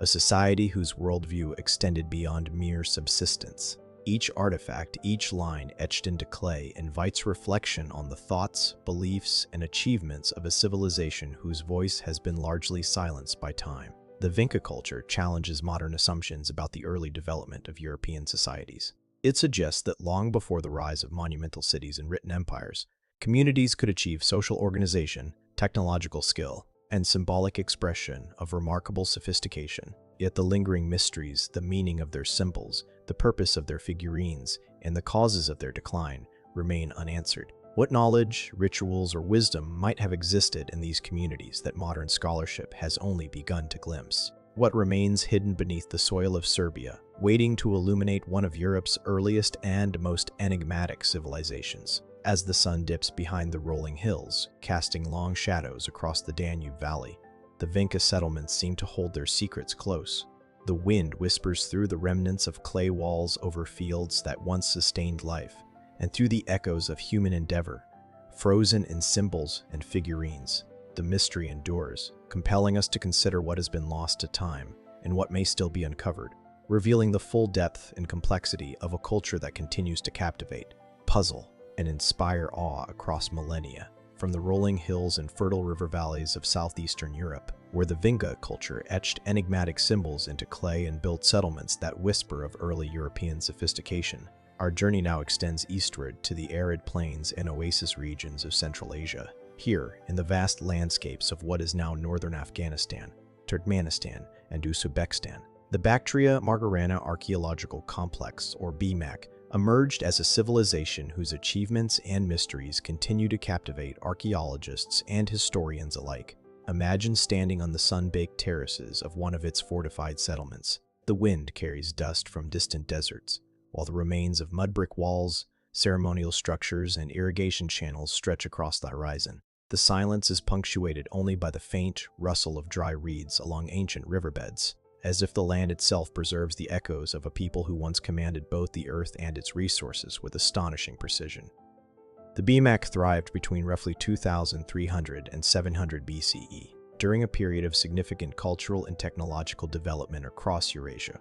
Unlike the monumental cities of Mesopotamia or the cliff dwellings of the Anasazi, BMAC settlements reveal a civilization that achieved urban planning, social stratification, and sophisticated craft production in relative isolation. Fortified towns were carefully laid out, with mud brick walls rising several meters high, enclosing plazas, workshops, and residential spaces. Irrigation systems channeled water from rivers to fields, supporting both agriculture and livestock. Yet, despite these achievements, the purpose and organization of many structures remain unclear. How did this society sustain itself in such a harsh environment, and what social, religious, or political principles guided its construction and daily life? One of the most intriguing aspects of BMAC is its material culture. Archaeologists have uncovered intricately crafted jewelry, bronze tools, decorated ceramics, and elaborate stone seals, many adorned with symbols and motifs that defy easy interpretation. Some artifacts suggest far-reaching trade networks connecting the complex to distant regions from the Iranian Plateau to the Indus Valley. How did these people acquire raw materials, maintain specialized craftsmanship, and transmit complex techniques without the extensive written records that other contemporary civilizations relied upon? And what stories, beliefs, or knowledge might these objects encode, waiting for interpretation across millennia? The fortified towns of BAC reveal a society deeply concerned with both defense and ritual. Massive walls and bastions suggest the need for protection, perhaps against rival communities or nomadic incursions. At the same time, ceremonial complexes, altars, and ritual objects indicate a spiritual life rich in symbolism. Did religion and governance coexist within these spaces, guiding both societal cohesion and daily survival? Could some of the architectural choices reflect cosmological knowledge or sacred geometry, principles that inform the very layout of their cities? Equally compelling are the enigmatic burial sites associated with BMAC. Graves vary from simple pit burials to elaborate tombs, sometimes accompanied by precious artifacts, ceramics, and ritual objects. These findings hint at social stratification, spiritual beliefs, and perhaps ancestral veneration. Yet the meanings behind many burial practices remain elusive. Were these instruments expressions of political power, spiritual devotion, or social identity? And how might they reflect a worldview that integrated human existence with the natural and supernatural worlds now largely lost to time? Trade and interaction seem to have played a vital role in BMAC society. Evidence of lapis lazuli from Afghanistan, carnelian from India, and tin from Central Asia indicates that these communities were not isolated, but part of extensive exchange networks. How are these connections maintained across vast and challenging terrain? And what cultural, technological, or spiritual knowledge accompanied these commodities as they traveled? Could the BMAC have been a hub of innovation and cross-cultural exchange, influencing civilizations both near and far? yet leaving only fragments for us to decipher? The decline of Biamak around 1700 BCE adds to the mystery. Settlements were abandoned, trade networks disrupted, and monumental structures fell into ruin. Scholars debate the causes. Environmental change, resource depletion, invasions, or social collapse may all have played a role. Yet no single explanation fully accounts for the disappearance of such a complex and resourceful civilization. What subtle factors might have undermined its stability?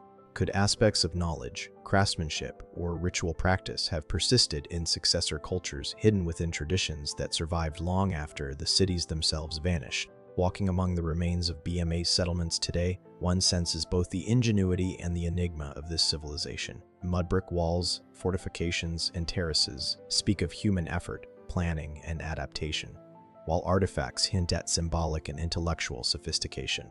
Every seal, every decorated ceramic, every carefully constructed wall invites questions rather than offering answers. What was the nature of their governance? How did they reconcile spiritual life with practical concerns? And what knowledge, astronomical, technological, or cultural, might still lie buried beneath the earth, waiting to illuminate the full story of a civilization whose legacy remains partially obscured? The Bactria Margiana archaeological complex challenges modern perceptions of early urban and technological development. It suggests a society capable of complex organization, craftsmanship, and long-distance dance exchange, yet one whose narrative is largely fragmented by time. And it reminds us that some of the most remarkable chapters in human history are written not in texts, but in earth. Brick, an artifact, an archaeology of silence that compels inquiry, reflection, and wonder. As the sun dips toward the horizon over the Central Asian plains, casting long shadows across mud-brick walls and deserted streets, the BMA settlements seem to watch in quiet patience. The wind carries faint whispers of life once lived, of ritual, labor, and commerce that shaped a civilization now largely hidden from view. And while much remains unexplained, the mysteries of Bactria Margiana beckon us to explore further, to seek understanding in the traces of human ingenuity, and to consider what other knowledge, innovation, or stories remain buried, waiting to be revealed from the sun-baked plains and fortified settlements of Central Asia, where the Bactria Margiana archaeological complex once thrived with its mud-brick fortresses, elaborate irrigation system, and enigmatic artifacts. Our journey now moves westward into the Levant. Here, along the fertile plains of modern-day Syria, the Nabateh rises subtly from the landscape, a low mound or tell that conceals layers of human habitation accumulated over millennia. Imagine standing on the crest of this modest hill, the afternoon sun casting long shadows across its contours, the air tinged with the scent of dry earth and distant olive groves. Beneath your feet lies centuries of human endeavor. Houses, streets, storage pits, and ceremonial structures all buried beneath layers of soil and memory waiting to reveal their secrets. The Nabatel is thought to have been occupied from the late Neolithic through the Bronze Age, making it a witness to thousands of years of human adaptation, trade, and cultural evolution. Excavations have uncovered evidence of urban planning, storage facilities, and fortifications, suggesting a society both resilient and organized. Yet, as with many ancient sites, the tale holds more questions than answers. How did its inhabitants interact with neighboring cultures across the Levant, Mesopotamia, and Anatolia? What ideas, technologies, or rituals did they carry, and what stories of daily life remain hidden beneath layers of sediment? The material culture at Nabatel is striking in both its variety and its craftsmanship. Pottery fragments bear intricate patterns, sometimes geometric, sometimes abstract, hinting at symbolic or aesthetic considerations beyond mere utility. Tools fashioned from stone, bone, and early metals speak of technical skill and adaptation to the environment, while ornaments and personal items suggest a society attuned to identity, status, and perhaps spiritual expression. Yet the full meaning of these artifacts is elusive. Were they markers of trade, symbols of belief, or remnants of daily practice? And how much of their knowledge, mathematical, agricultural, or ritual, was encoded in objects now only partially preserved? The architecture of Nabatel further deepens the mystery. Excavations reveal multi-roomed houses, communal spaces, and fortifications built from mud brick and stone, sometimes arranged with apparent planning and symmetry. Some structures hint at ceremonial or ritual use, while others suggest practical functions for storage and habitation. How were these spaces organized socially? Did certain structures serve as administrative or religious centers? And what principles guided their construction? Pragmatism, symbolism, or a combination of both? Trade appears to have been a vital component of life at Nabatel. Archaeologists have identified imported materials, including obsidian, shells, and metal objects, suggesting long-distance exchange networks. How were these networks maintained in a landscape punctuated by deserts, rivers, and mountains? And what ideas, technologies, or cultural practices might have traveled along with these goods, subtly shaping the social and intellectual fabric of Nabatel's inhabitants? The tale also presents tantalizing enigmas in its burial practices. Human remains, sometimes accompanied by grave goods, provide glimpses into social hierarchy, spiritual beliefs, and mortuary rituals. Yet, much remains unexplained. Why were certain individuals buried with specific items while others were not? Do the graves hint at ancestral veneration, social status, or ritual symbolism now lost to time? And what might these practices reveal about the relationship between the living and the dead, and the cultural memory of this ancient society? Perhaps the most compelling mystery of Nabatel lies in its long-term continuity and eventual transformation. Layers of occupation suggest a civilization capable of adapting to environmental change, social pressures, and regional interactions over centuries. Yet, the reasons for the tale's decline and the precise nature of its connections to neighboring civilizations remain uncertain. Was the abandonment gradual, a response to shifting rivers, climate change, or political upheaval? Or did more sudden events, conflict, migration, or disease reshape the region, leaving Nabatel as a silent witness to vanished societies? Walking across the surface of the mound today, one senses both the human effort preserved in the earth and the enduring mystery of lives long past. Each fragment of pottery, each uneven brick, and every depression in the soil speaks of people who labored, celebrated, traded, and died here, yet whose full stories are only partially recoverable. What rituals were performed in the courtyards? What dreams and fears guided their decisions, their architecture, their tools, and what knowledge encoded in these buried layers may still lie waiting to be unearthed? Nabatel challenges assumptions about the early civilizations of the Levant. It demonstrates sophistication in urban planning, craftsmanship, and trade. Yet, its mysteries remind us that the past is rarely fully accessible. Even in sites thoroughly studied, the layers of time obscure as much as they reveal, leaving archaeologists and historians to piece together narratives from fragments, conjecture, and careful observation. As the sun sets over the Syrian plains casting golden light across the mound, the tale seems almost alive, a repository of human memory suspended in soil and stone. The wind carries echoes of footsteps along ancient streets, voices from homes long gone, and the silent work of generations shaping their environment. And while much remains unknown, Nabatel beckons the curious, inviting us to consider what remains hidden beneath its layers. Knowledge, innovation, rituals, and stories that may yet illuminate the life of a civilization that once flourished and now waits quietly beneath the earth. From the fertile plains of Syria, where Nabatel rises as a layered witness to millennia of human settlement, trade, and ritual, our journey now moves across the Mediterranean Sea to a small but extraordinary archipelago, Malta. Here, amid sun-drenched limestone cliffs and rolling fields, lie the remnants of one of Europe's most enigmatic prehistoric cultures, the megalith builders of Malta. Imagine standing before the towering stones of Hagar Chim or Managra as the dawn light washes over them, casting long, mysterious shadows across the ancient temple floors. The air carries the scent of salt and earth, and the silence is profound, broken only by the occasional rustle of wind through scrub and grass, as if the stones themselves hold memories of ceremonies, gatherings, and knowledge long lost to time. The megalithic temples of Malta, constructed between 3600 and 2500 BCE, CE, predate even the pyramids of Egypt and the Stonehenge complex in Britain. Their scale, precision, and sophistication are astonishing, particularly considering the small island communities that built them. Massive limestone blocks, some weighing tens of tons, were quarried, transported, and assembled with remarkable ingenuity. How did these early Maltese societies move and manipulate such immense stones without the wheel, draft animals, or modern machinery? What knowledge of physics, leverage, or collective labor organization must have guided their construction? Beyond the engineering marvel, the temple's design is equally puzzling. Many exhibit precise alignments with celestial events, the solstices and equinoxes, hinting at a sophisticated understanding of astronomy. Within these stone chambers, altars, niches, and carvings suggest ritualistic and ceremonial use. Were these spaces used for communal gatherings, offerings to deities, or astronomical observation? And what beliefs or cosmologies inspired the builders to create structures so enduring, elaborate, and symbolically charged?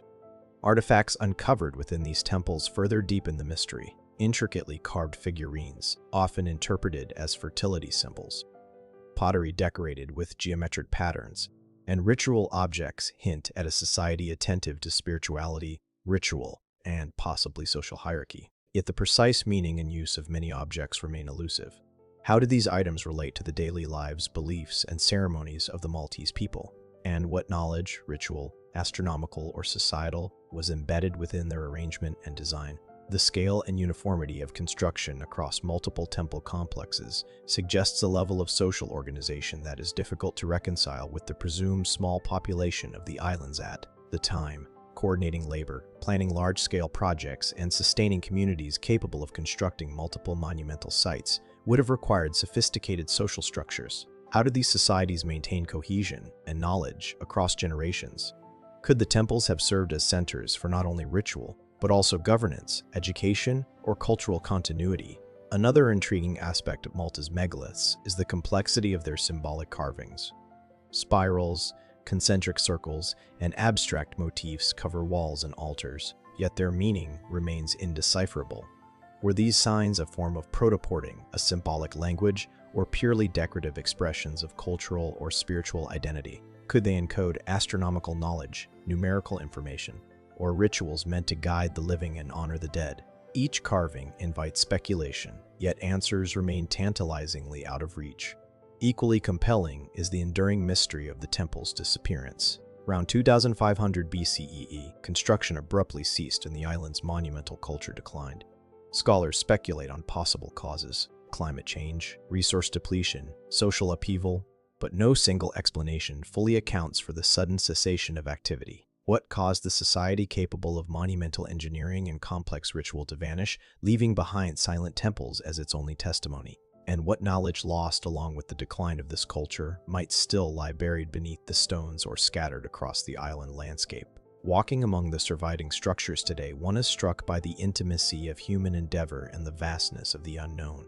Each stone block, each altar, and each carved spiral represents both labor and intention, yet their full purpose remains beyond our grasp. How did these ancient males perceive the world around them? What ceremonies, celebrations, or observances took place within the shadowed recesses of these temples? And what secrets of engineering, astronomy, and ritual remain encoded within their enduring form, waiting for patient investigation to reveal them? The megalith builders of Malta challenge modern assumptions about prehistoric societies in remarkable ways. They demonstrate that even in small island communities, humans could conceive, organize, and execute monumental architecture that embodies technical skill, artistic expression, and spiritual or cosmological sophistication. Yet the enduring mysteries, unexplained alignments, undeciphered symbols, and sudden societal decline remind us that much of human history lies in shadows, visible only through fragments, stones, and echoes of activity long past. As the sun sets over Malta, casting a golden glow across the megaliths and illuminating the rugged coastline, the temples seem to exude a quiet presence. The wind carries faint whispers of ceremonies, chants, and communal life, as if the islands themselves guard the knowledge of a civilization that achieved remarkable feats and then quietly receded into obscurity. The mysteries of Malta's megaliths remain unsolved, beckoning us to look closer, to wonder, and to consider what other truths about human ingenuity, spiritual life, and lost knowledge may still lie hidden beneath these stones, waiting for those willing to uncover them. From the limestone cliffs and sunlit temples of Malta, where the megalith builders left behind structures that align with the heavens and whisper of long-lost ritual and knowledge, our journey now turns southeast across the arid deserts and rugged mountains of the Arabian Peninsula. Here, in the territory historically known as Arabia Petraea, the Nabateans carved a remarkable civilization into the sandstone cliffs, establishing trade networks, cities,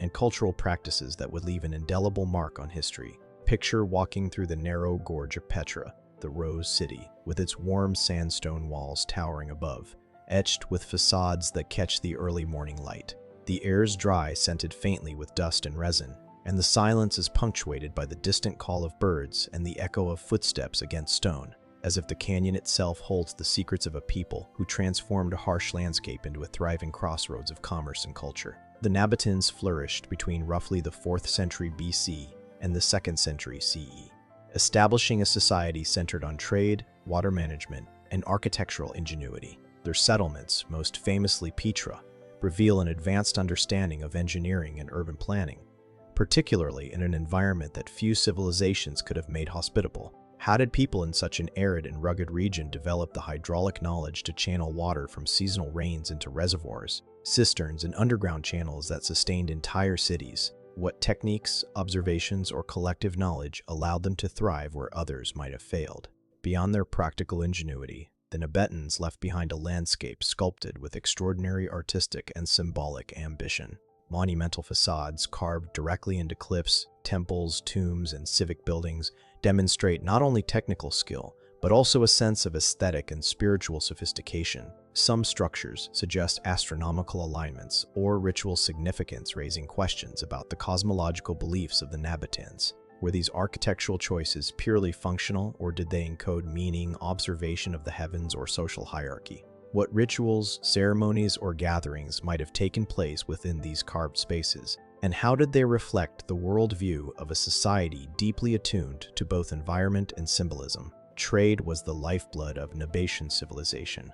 Positioned at the crossroads of major caravan routes, their cities facilitated the exchange of spices, incense, textiles, metals, and other luxury goods from Arabia, the Levant, and beyond. Their ability to dominate trade networks allowed them to amass wealth, influence, and cultural capital.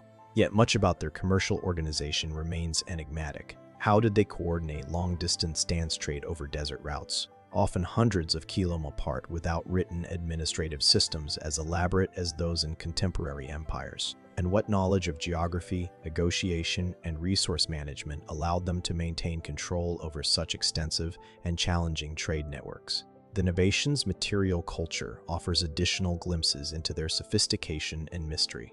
Pottery, inscriptions, coinage, and religious artifacts reveal a society with distinctive artistic expression, ritual practices, and cultural identity. Some inscriptions reference deities, trade transactions, or treaty rights, yet their meanings often remain partially obscure, leaving tantalizing questions about religious practice, political organization, and societal norms. How did symbolism, language, and iconography intertwine to shape their identity and maintain cohesion across desert cities? And what knowledge, once integral to Nabatean life, has been lost to the sands of time? Perhaps the most enigmatic aspect of Nabatian civilization is the apparent disappearance of its cultural and political autonomy following Roman annexation in the early 2nd century CE. Petra, once a thriving hub of trade and administration, gradually declined. Its elaborate facades are slowly reclaimed by nature and desert sands. Was this decline a result of economic shifts, environmental pressures, political absorption, or a combination of factors? And what traces of Nabatian knowledge, architectural, hydraulic, or commercial, were absorbed by neighboring cultures influencing the Mediterranean and Near Eastern worlds long after the society itself receded from prominence? Walking through Petra or other Nabatian sites today, one is struck by both the visible mastery and the enduring mysteries of this civilization. Every carved facade, every cistern, every inscription suggests ingenuity, foresight, and cultural sophistication. Yet questions abound. How much of their social, religious, or technical knowledge has vanished entirely? What secrets of desert survival, water management, or trade logistics remain hidden beneath the stone and sand? And how did a relatively small population achieve such enduring influence, leaving monuments that continue to inspire awe and curiosity millennia later? The Nabateans challenge modern assumptions about desert civilizations. They demonstrate that even in harsh and unforgiving environments, human ingenuity, cultural complexity, and spiritual ambition can flourish. Yet the mysteries surrounding their rise, technological prowess, and eventual decline remind us that much of human history exists in partial shadows, accessible only through careful observation, excavation, and reflection. As the sun dips behind Petra's rose-cold cliffs, casting long shadows through the narrow gorges and illuminating intricate carvings, the city seems almost alive, holding its secrets in silence. The wind whispers through the empty streets and tombs, carrying echoes of bustling marketplaces, ritual ceremonies and caravans that traversed the desert long ago. The Nabateans endure as both a testament to human ingenuity and a riddle of the past, inviting us to explore, question, and wonder what other knowledge, technology, and stories lie hidden in the rocks and sands of Arabia, Petra, waiting to illuminate one of history's most remarkable civilizations. From the rose-colored cliffs and desert caravan routes of Arabia, Petra, where the Nabateans carved cities into stone and built a civilization that thrived on trade, ingenuity, and the quiet mastery of harsh landscapes. Our journey now sweeps south along the Nile River to the lands of what is today Sudan.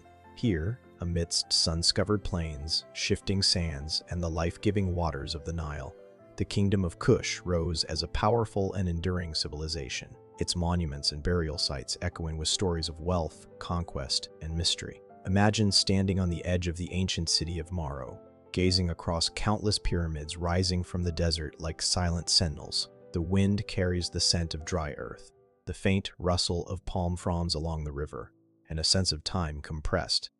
Layers of human achievement buried beneath centuries of sand and sun. The kingdom of Kush flourished for over 1,000 years, roughly between 1070 BCE and 350 CE, exerting influence over Nubia, Egypt, and the broader Nile Valley. Its rulers, often referred to as the Black Pharaohs in Egyptian texts, commanded not only military power, but also a complex society capable of urban planning, monumental architecture, and intricate trade networks. Kushite cities such as Napata and Maro were centers of political authority, religious devotion, and artistic production. Yet much about their daily life, governance, and cultural beliefs remains elusive. How did a civilization situated along the harsh banks of the Nile develop the capacity to rival Egypt, constructing pyramids, temples, and palaces with precision and elegance? The architectural achievements of Kush are extraordinary, particularly the pyramids of Maro. Though smaller than their Egyptian counterparts, they are far more numerous, with hundreds of tombs aligned along vast necropolises.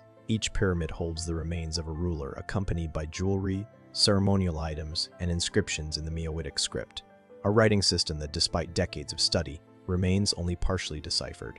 What secrets might these inscriptions hold about the political, religious, and social structures of Kush? Could they reveal lost knowledge about governance, cosmology, or even scientific understanding encoded in symbols still beyond our full comprehension? Art and craftsmanship also illuminate the sophistication of Kushite culture. Sculptures, pottery, jewelry, and intricate reliefs depict rulers, deities, and ceremonial practices, combining indigenous Nubian styles with influences from Egypt, the Mediterranean, and beyond. Yet, many artifacts retain an enigmatic quality: ceremonial masks, mysterious amulets, and depictions of animals whose symbolic significance is unclear. How did Kushite artisans convey meaning through these objects? And what spiritual or cultural ideas might have been lost when knowledge passed only through oral tradition or cryptic inscriptions? The kingdom of Kush was also a center of trade and resource extraction. Gold, ivory, ebony, and exotic animals moved along the Nile and across the Red Sea, connecting Kush to Mediterranean and sub-Saharan networks. How are these trade networks managed? And what logistical, navigational, or economic knowledge enabled Kush to dominate both local and long-distance dance commerce? Could there have been technological or organizational insights within Kushite society that allowed such influence in a region defined by deserts, cataracts, and vast distances? Religion and ritual were central to Kushite life. Temples dedicated to deities like Amun and Apedemak, and elaborate mortuary practices suggest a complex spiritual worldview. The alignment of pyramids, the placement of temples, and the iconography on artifacts hint at cosmological knowledge, intertwined with political authority.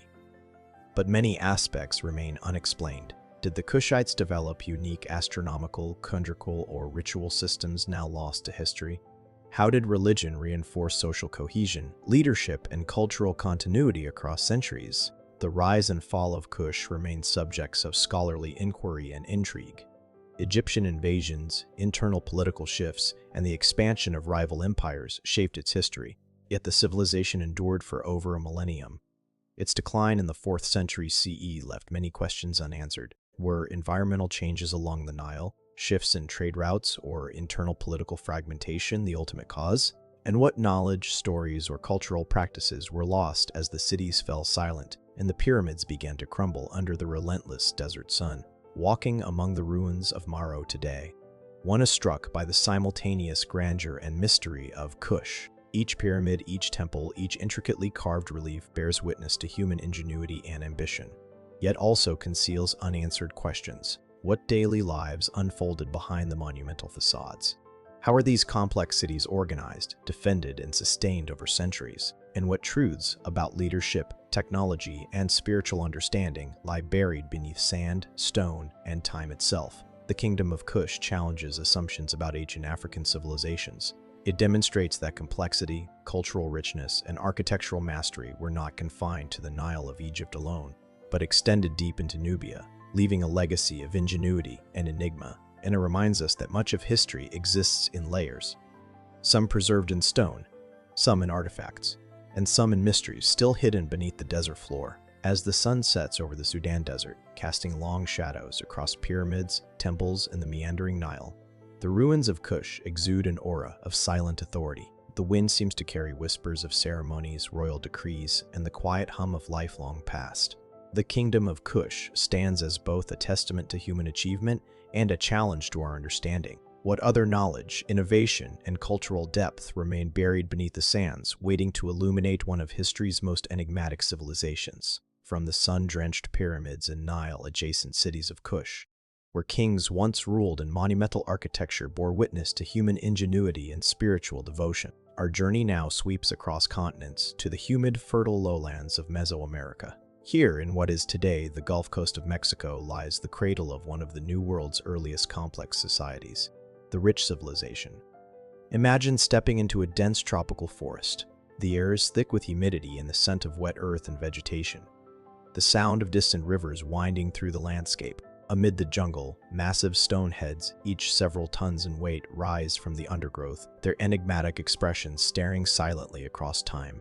These colossal sculptures, alongside ceremonial mounds and plazas, signal a culture both sophisticated and mysterious, one whose influence would ripple across the Americas for centuries. Theme civilization thrived between approximately 1600 and 400 BCE, establishing cities like San Lorenzo, La Venta, and Tres Zapotes. These were not mere villages, but urban centers with plazas, ceremonial platforms, and elaborate drainage and water management systems, all evidence of a society capable of both architectural and societal complexity.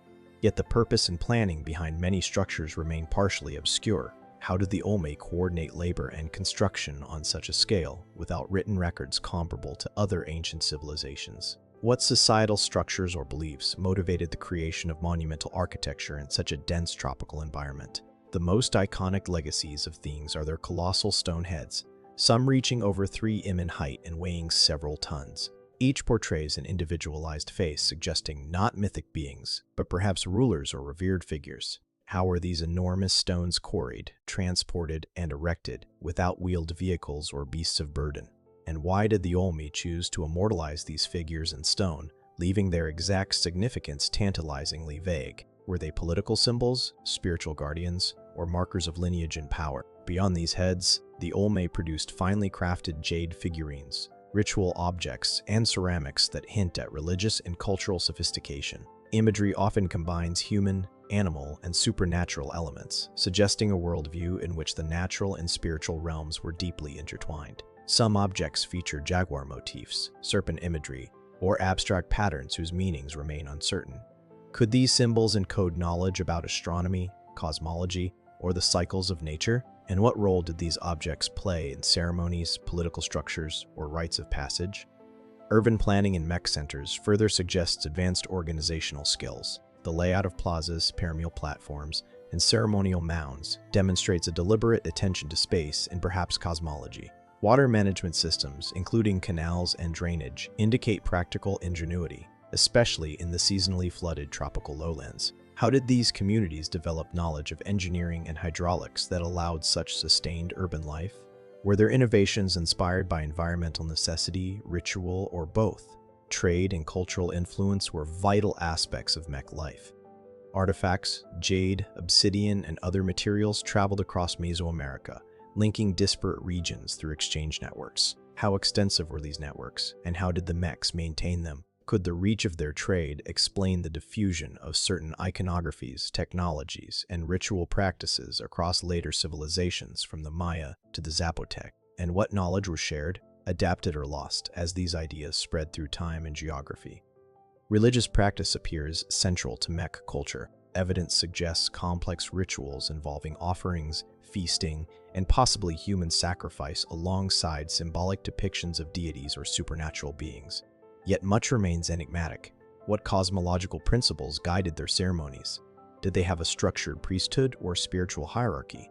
And how did the Olmec understand the relationship between human life, the natural world, and the divine? Concepts that seem deeply embedded in their art, architecture, and monumental sculptures. The decline of the Olmec civilization around 400 BCE adds to the mystery. Urban centers were abandoned, monumental construction ceased, and populations shifted. Was this decline caused by environmental change, resource depletion, internal social upheaval, or external pressures? And yet, elements of mimic culture, symbolism, iconography, and ritual practice appear in later Mesoamerican societies, suggesting a transmission of knowledge and influence that survives even as the original civilization faded. What aspects of their intellectual, spiritual, and technological achievements might remain hidden, waiting for discovery in artifacts, landscapes, or oral memory? Walking among the remains of San Lorenzo or La Venta today, one is struck by both the sophistication and the enduring mystery of the Olmec. Every colossal head, every carved jade figure, every ceremonial mound invites speculation, yet offers few definitive answers. How did this society achieve such monumental artistry and urban complexity?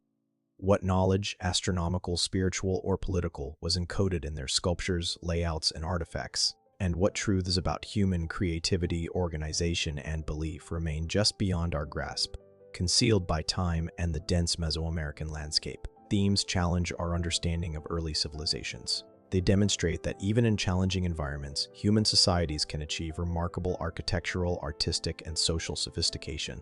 Yet their mysteries endure, reminding us that much of history is encoded not only in stone and artifacts, but in questions that persist through millennia. As the sun filters through the thick canopy of the tropical lands, illuminating a colossal stone head and casting shadows across a long-forgotten plaza, themes seem to watch silently. The wind whispers through the ruins, carrying echoes of ritual chants, bustling markets, and lives that unfolded long ago. And while many answers remain beyond reach, the civilization of themes continues to call us to wonder, inviting us to ponder the knowledge, stories, and mysteries they left behind, hidden, enigmatic, and enduring across time. From the dense, humid lowlands of Mesoamerica, where the Olmec carved colossal heads and ceremonial mounds that continue to baffle and inspire, our journey now travels far south across the continent to the high plains of the Andes. Here above 3,800 meters in the windswept Altiplano of modern-day Bolivia lies the ancient city of Tiwanaku, a place where stone, sky, and human ambition converge in ways that continue to challenge our understanding. Imagine standing before the monolithic gateway of the sun, its intricate carvings etched deep into andesite. The cold wind is biting at your face as clouds roll over the distant peaks of the Andes. The surrounding plains are vast and barren, yet scattered with the ruins of temples, palaces, and ceremonial platforms, remnants of a civilization that thrived in one of the harshest environments on Earth. Tiwanaku emerged as a major cultural and political center between roughly 300 and 1000 CE, shaping the highlands of South America long before the rise of the Inca Empire. Its influence extended across the Altiplano, with evidence of architectural, agricultural, and social innovations that allowed it to sustain a large and complex society. How did the Tiwanaku people engineer such resilience in an environment defined by thin air, cold nights, and unpredictable weather? What knowledge of agriculture, water management, and stone construction allowed them to thrive where others might have struggled? The city's architecture is particularly striking, characterized by precise stonework, massive monoliths, and enigmatic carvings. Stones weighing multiple tons were cut, transported, and fitted with remarkable accuracy, often without the use of mortar. The exact methods remain a matter of debate. How did a society without advanced machinery move such enormous stones across uneven terrain? And what was the reasoning behind the precise alignments of the city's temples, pyramids, and ceremonial platforms? Were they dictated by religious symbolism, astronomical observation, or both? Agriculture and resource management were central to Tiwanaku's survival. The civilization developed an extensive system of raised fields or sucacolas, which enhanced drainage, preserved soil fertility, and extended the growing season in an unforgiving climate. Such ingenuity allowed them to support dense populations in a region that otherwise offered little arable land. Could this sophisticated agricultural system reflect broader knowledge of environmental engineering and ecological observation now lost to time? And what other technologies or practices might have been employed to maintain societal stability and prosperity in such an extreme environment? Art and symbolism further deepen the mystery of Tiwanaku. The Gateway of the Sun, with its central figure surrounded by arrays of smaller attendants or deities, is laden with iconography that has puzzled scholars for decades. Sculptures, pottery, and textiles from the site suggest a cosmology in which humans, animals, and the divine were intricately connected. Were these symbols representations of celestial bodies, spiritual concepts, or mythological narratives? And how did the Tiwanaku encode cultural and religious knowledge in ways that continue to challenge modern interpretation? Trade and influence were equally remarkable. Archaeological evidence points to networks spanning hundreds of kilometers across the Andes, with Tiwanaku artifacts found as far as the Pacific coast and the Amazon basin. How were these trade routes maintained in such rugged terrain? What goods, ideas, or spiritual practices flowed along these paths? And how did they shape both Tiwanaku society and the broader cultural landscape of pre-Columbian South America? Yet many aspects of Tiwanaku remain enigmatic, particularly its sudden decline around 1000 CE. Cities were abandoned, monumental construction ceased, and the Altiplano eventually fell into relative silence. Was this due to environmental factors such as prolonged drought, soil exhaustion, or climatic shifts? Or did social upheaval, political fragmentation, or external pressures precipitate the collapse? And even in its decline, what knowledge, belief systems, and innovations were preserved, transmitted, or lost entirely? Walking among the ruins today, one is struck by both the scale and subtlety of Tiwanaku's achievements. Each carved stone, platform, and ceremonial space is a testament to human ingenuity, yet also a repository of unanswered questions. How did the Tiwanaku people organize labor and maintain social cohesion in a high-altitude environment that few could inhabit comfortably? What rituals were performed on these platforms, and what knowledge of astronomy, spirituality, or mathematics guided their construction? Tiwanaku challenges our understanding of what is possible in seemingly inhospitable environments. It demonstrates that human creativity, technical skill, and social organization can flourish in conditions that appear extreme by modern standards. Yet, its mysteries endure, reminding us that much of history is obscured by time, climate, and the absence of written records. The city's ruins evoke a sense of awe and wonder, compelling us to ask questions about the limits of human achievement, the ingenuity of early civilizations, and the knowledge that may still lie buried beneath the Andes.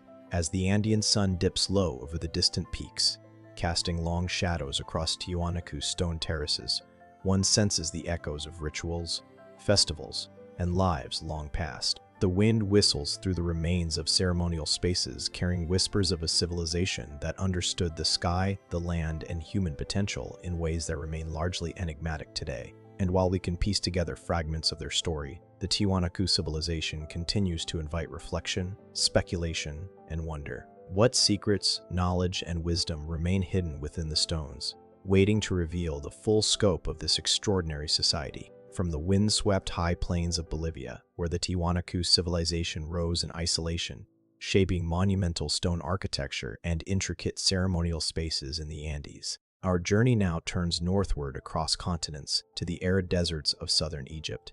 Here lies one of the most enigmatic prehistoric sites in the Sahara, Nabda Pla. Imagine standing beneath a cloudless sky, the sun beating down on an expanse of flat rocky terrain scattered with stone circles aligned with monoliths and subterranean pits.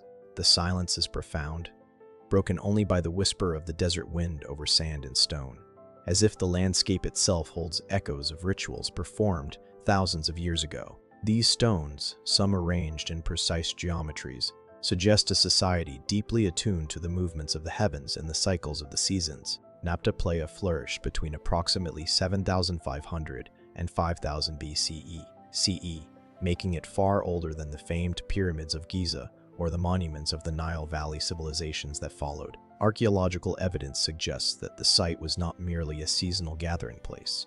but a center of ritual, astronomy, and social organization. How did these early desert communities conceive and construct complex arrangements of stones with alignments that correspond to solstices, the rising of certain stars, or other celestial events? Could this be the earliest known example of sophisticated astronomical observation in human history? The site stone circles and alignments are particularly compelling. Some stones appear deliberately positioned to mark the summer solstice sunrise, hinting at careful observation over many generations. Others form more complex configurations. Their purpose still debated. Were these constructions purely ceremonial, intended to honor deities or ancestors, or did they function as astronomical calendars guiding agricultural or ritual activity in a landscape defined by scarcity and environmental extremes? And if they were calendars, how accurate was the knowledge embedded in their placement? And how did it influence the lives of those who lived here? Artifacts recovered from Napa Playa add further intrigue. Pottery, figurines, and evidence of domesticated animals indicate that these communities were highly organized, capable of sustaining seasonal gatherings of extended groups. Social structures capable of coordinating such large-scale ritual activity must have existed, yet their exact nature is elusive. Did these gatherings serve primarily religious purposes, or were they also moments of political negotiation, trade, or cultural transmission? What knowledge about human cooperation and social cohesion allowed these early desert peoples to build structures that have endured for millennia in such a harsh environment? The presence of aligned stones and possible ceremonial structures has sparked speculation beyond conventional archaeology. Some researchers suggest that Nabdublia represents a proto-astronomical observatory, a center where prehistoric humans studied the heavens and integrated celestial observation into social and ritual life. Others point to symbolic interpretations, proposing that the stones encode cosmological or spiritual knowledge. What ideas about the universe, time, and human existence might these people have held, and how do they transmit that knowledge across generations without written language? Environmental context adds another layer of mystery.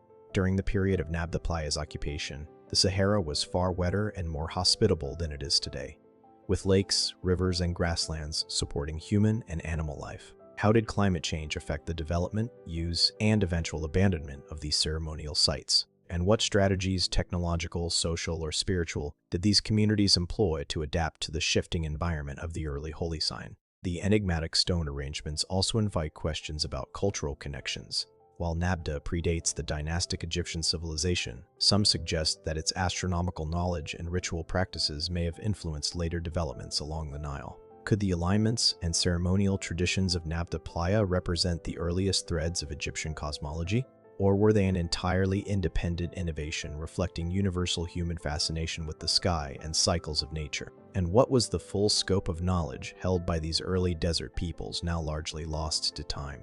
Walking among the stone circles today, one feels both the permanence and fragility of human endeavor. Each monolith, each subtle alignment seems imbued with intention, yet the exact meanings remain tantalizingly out of reach. How did the builders observe, measure, and translate celestial events into monumental stone?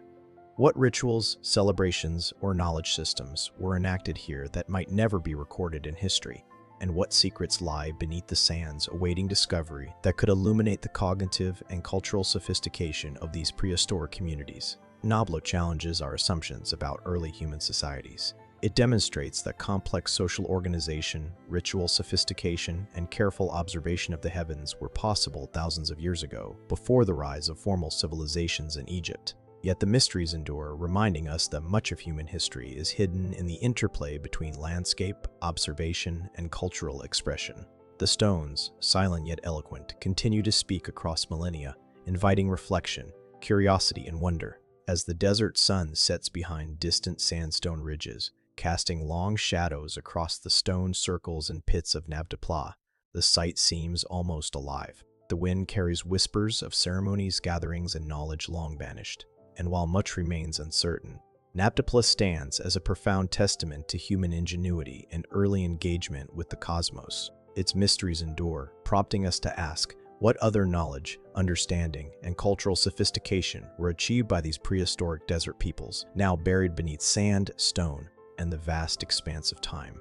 From the sun-bleached stones of Nabdapla, where prehistoric humans aligned monoliths with the movements of the heavens, we now cross the Mediterranean to the rugged, windswept landscapes of Sardinia. Here, among rolling hills, rocky outcrops, and dense Mediterranean shrubland, rise thousands of mysterious stone towers known as nuraghi, monuments of a civilization that thrived between roughly 1800 and 500 BCE. Standing before these massive structures, some over 20 meters tall and perfectly circular, it is impossible not to sense the deliberate precision and silent authority of the people who built them. The nuragic towers dominate the landscape, casting long shadows at sunrise and sunset, as if marking the passage of time itself. Walking along the uneven paths that wind between clusters of these towers, one notices the craftsmanship. Enormous stones carefully shaped and stacked without mortar, walls that slope inward to create stability, and chambers hidden within, sometimes with narrow staircases or small openings whose purpose is not fully understood.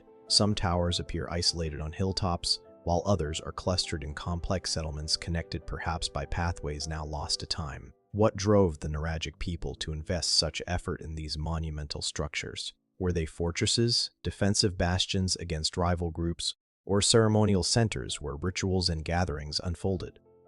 Archaeologists have long debated the purpose of the nuraghi. Excavations have uncovered artifacts including bronze weapons, pottery, and figurines, suggesting a culture of both daily practical life and spiritual or ceremonial complexity. Yet, no written records survive, leaving the interpretation of these structures largely speculative. Some scholars proposed that the nuraghi served as astronomical observatories aligned with solstices or celestial bodies, reflecting a sophisticated understanding of the sky. Could it be that the stones were laid not only for defense or habitation, but to mark time, track seasonal changes, or guide agricultural practices in the rugged Sardinian terrain? The scale of construction is staggering. Transporting and shaping massive stones without modern tools or vehicles required ingenuity, coordination, and knowledge of physics and engineering. How did the nuragic people quarry, move, and assemble stones weighing multiple tons? Were there specialized labor groups, rituals of preparation, or lost techniques now forgotten? And beyond the physical effort, what societal organization and collective knowledge were necessary to sustain such monumental endeavors over generations? Within the towers themselves, narrow chambers and staircases hint at a dual function: practical shelter and symbolic meaning. Some nuri contain small altars or niches, perhaps used in religious ceremonies, while others may have housed leaders, guardians, or stored precious resources. The complexity of interior layouts varies, suggesting that each tower may have had its own specific purpose or status within the community. What knowledge guided these architectural decisions? And how did each tower fit into the broader social, political, or spiritual landscape of nuragic Sardinia? Clusters of nuraghi often appear alongside sacred wells, open-air temples, and stone circles, suggesting a society deeply intertwined with the natural world and the cycles of water, sun, and stars. Sacred wells with steps descending to carefully constructed subterranean chambers indicate ritual practices tied to water, a vital resource on the rocky island. Some wells align with celestial events, reinforcing the notion that astronomy and spirituality were inseparable in nuragic thought. Did these people develop a calendar system or a method to harmonize daily life with celestial rhythms? And if so, how much of that knowledge has been lost, leaving only stone monuments as silent witnesses? Trade and cultural exchange also hint at the wider reach of the nuragic people. Sardinian obsidian, bronze, and crafted artifacts have been found across the Mediterranean, suggesting networks that connected the island to mainland Italy, the Balearic Islands, and beyond. How were these networks organized? And what knowledge of navigation, negotiation, or resource management allowed the nuragic communities to thrive in relative isolation? Could their influence extend further than the surviving archaeological record suggests, shaping or inspiring other Mediterranean cultures in ways we have yet to fully understand? The art and iconography associated with the nuragic civilization adds another layer of mystery. Bronze statuettes, weapons, and ritual objects depict warriors, animals, and abstract symbols. Some figurines resemble deities or spiritual guardians, while others depict ordinary people engaged in daily life. What stories did these objects convey, and how were they integrated into rituals or governance? Did these artifacts serve as tools of social cohesion, religious devotion, or markers of political authority? And why did such a culture, which achieved remarkable architectural and artistic feats, leave no written records, relying instead on symbols, monuments, and oral traditions that have largely vanished? Even the location of the nuraghi suggests intentionality and knowledge. Hilltops, river valleys, and coastal positions appear carefully selected for visibility, access to resources, or strategic advantage. Yet many towers are aligned in ways that suggest a deeper understanding of the landscape, solar paths, water flow, or territorial boundaries. Were these alignments purely functional, or did they carry ritual, astronomical, or symbolic significance? Could the placement of each tower encode knowledge about the cosmos, agricultural cycles, or social hierarchy? Despite centuries of study, the Nuragic civilization retains profound mysteries. Why did such a flourishing society eventually decline, leaving behind thousands of stone towers and settlements largely abandoned? Were shifts in climate, resources, or trade routes responsible? Or did internal social dynamics drive the transformation? And even in their decline, what knowledge, technological skill, or spiritual practice might have persisted or influenced neighboring cultures in ways we have yet to uncover? Standing among the Nuragi today, the observer is struck by a sense of both permanence and elusiveness. The stones, shaped and positioned with careful attention, withstand millennia of wind, rain, and erosion. Yet their meaning remains tantalizingly just out of reach. How did the Nuragic people view the world around them? How did they understand the relationship between human society, the natural landscape, and the cosmos? And what knowledge of construction, astronomy, and social organization has been irretrievably lost, leaving us to wonder at their ingenuity? The Nuragic towers remind us that ancient civilizations often leave traces that challenge our assumptions about technological skill, social complexity, and human ambition.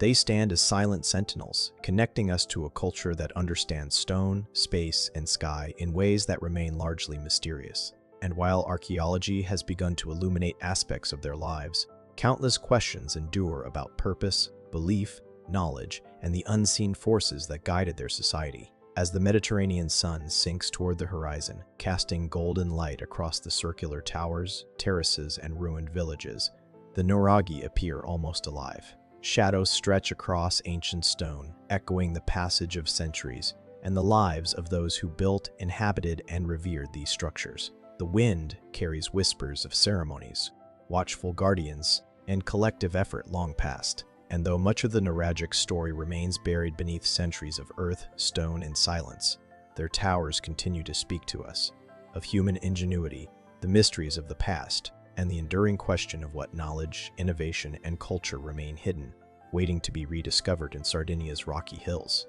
From the rugged hills of Sardinia, where the neurogenic towers rise as silent sentinels to human ingenuity and mystery, our journey now crosses the Mediterranean and the vast deserts of North Africa. Here, in the remote expanse of the Fezzan Desert in modern-day Libya, once thrived a civilization that has long captured the imagination of historians and archaeologists. The Garamantian kingdom, picture the scene. Endless stretches of sand punctuated by scattered oases, the distant shimmer of heat rising from the dunes, and ancient stone settlements partially buried beneath centuries of shifting desert sands. Among these harsh yet hauntingly beautiful landscapes lie the remnants of cities, forts, and an extensive network of underground irrigation channels known as fogaras, which transformed the arid land into a realm capable of supporting sophisticated society. The Garamantians flourished roughly between 500 BCE and 700 CE, establishing a kingdom that was both politically formidable and economically vibrant. Their strategic location in the Sahara allowed them to control crucial trans-Saharan trade routes, connecting sub-Saharan Africa to the Mediterranean world. Caravans laden with gold, salt, and other valuable commodities passed under their watchful eye. How did a civilization survive, let alone thrive, in one of the most inhospitable regions on the planet? What knowledge of agriculture, water management, and social organization enabled them to build cities in the shifting sands of the Sahara? The architecture of Garamantian settlements is as compelling as the desert itself. Excavations have revealed stone forts, town walls, and ceremonial spaces often situated atop rocky outcrops or near oases. These structures suggest a society capable of sophisticated planning, defense, and resource management. Yet much remains unclear. How were these stone forts constructed in an environment with minimal timber or durable building materials?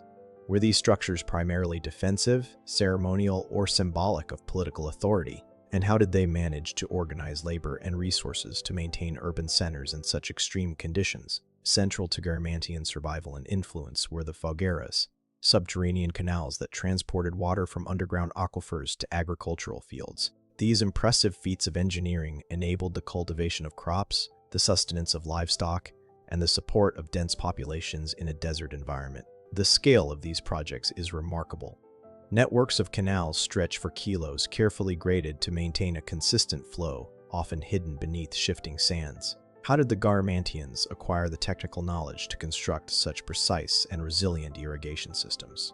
Were these skills developed locally, or were they influenced by interactions with neighboring civilizations along trade routes? And what secrets about their construction and maintenance remain buried, perhaps lost to the relentless desert winds? The Garamantians were not only engineers and traders, but also skilled warriors and political strategists. Ancient accounts, including those of Roman historians, describe their use of camel-mounted cavalry, a formidable force that could navigate the desert with agility and precision. This mastery of desert warfare allowed the Garamantians to protect trade routes, expand their influence, and interact with neighboring powers, including Carthage and later Rome. Yet despite their apparent power, so little is known about their governance, social structures, or the beliefs that guided their society. How did they maintain cohesion in a kingdom spread across an unforgiving landscape? What role did religion, ritual, or political ideology play in shaping their culture and society? Archaeological evidence also points to a complex spiritual life. Temples, tombs, and ritual sites reveal that the Garamantians practiced ceremonies that may have involved ancestor worship, celestial observation, or offerings to deities associated with fertility and survival in the desert. Human remains, sometimes interred with goods or jewelry, indicate social stratification and suggest that certain individuals were revered or held special status. What did the Garamantians understand about life, death, and the cosmos? Were their rituals purely spiritual, or did they also serve practical purposes, such as marking agricultural cycles, asserting political authority, or reinforcing social cohesion?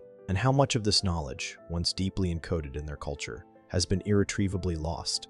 Trade and interaction with distant cultures added further depth to Garamantian society. Artifacts from the kingdom include Mediterranean pottery, North African metalwork, and objects originating from sub-Saharan Africa. These findings indicate a network of exchange that was both extensive and sophisticated, reflecting not only commerce but also the transmission of ideas, technologies, and cultural practices. How did the Garamantians manage and navigate such a network, especially in a landscape that challenged even the most seasoned travelers? What influence did they have on their neighbors? And conversely, how did external civilizations shape Garamantian culture, economy, and knowledge? Yet, despite their accomplishments, the Garamantians remained shrouded in mystery. Cities and forts eventually fell into ruin. The kingdom faded from prominence, and much of their written and oral history vanished. Scholars debate the causes of this decline: climate change, desertification, shifts in trade routes, or military pressures from emerging powers such as Rome. How did a civilization so adept at survival and adaptation ultimately succumb to the forces of history? And what aspects of their knowledge, technology, and societal structure disappeared with them, leaving only ruins, canals, and scattered artifacts as witnesses to their ingenuity? Exploring the ruins today, one is struck by both the ingenuity and the enigma of the Garamantians. Standing among stone walls half buried in sand, gazing across a desert that has barely changed in thousands of years, one senses the rhythm of life that once pulsed here. Caravans moving across the dunes, water channeled beneath the earth to sustain crops, ceremonies performed under the vast Sahara sky. How did the Garamantians perceive time, the environment, and the cosmos? How did their knowledge of engineering, astronomy, and society enable them to flourish where others might have perished? The Garamantians challenge our understanding of what ancient civilizations could achieve in extreme environments. They demonstrate that human innovation, social organization, and adaptation can transcend harsh landscapes, creating societies capable of trade, warfare, and cultural complexity in ways that still surprise modern scholars. Yet their story is fragmentary, scattered across ruins, artifacts, and the shifting sands of the Sahara. What secrets remain buried beneath dunes? What knowledge lies hidden in ancient stone canals? And what truths about their society are still waiting to be uncovered? As the desert sun dips low over the Faison, casting long shadows across forts, settlements, and irrigation networks, the remnants of the Garamantian kingdom seem almost alive, whispering across millennia. The wind carries echoes of caravan routes, rituals, and the diligent work of countless hands that transformed an unforgiving desert into a thriving kingdom. And though so much about this civilization remains unknown, their legacy endures, not only in the ruins and figueras that have survived the ages, but in the questions they inspire about human ingenuity, resilience, and the mysteries that remain hidden beneath the sands of the Sahara. And then, almost as suddenly as it appears, the Samarra culture fades. By around 4800 BCE, its distinctive traits merged into the rising Ubaid culture that would dominate the next era. The fine painted pottery gives way to plainer wares.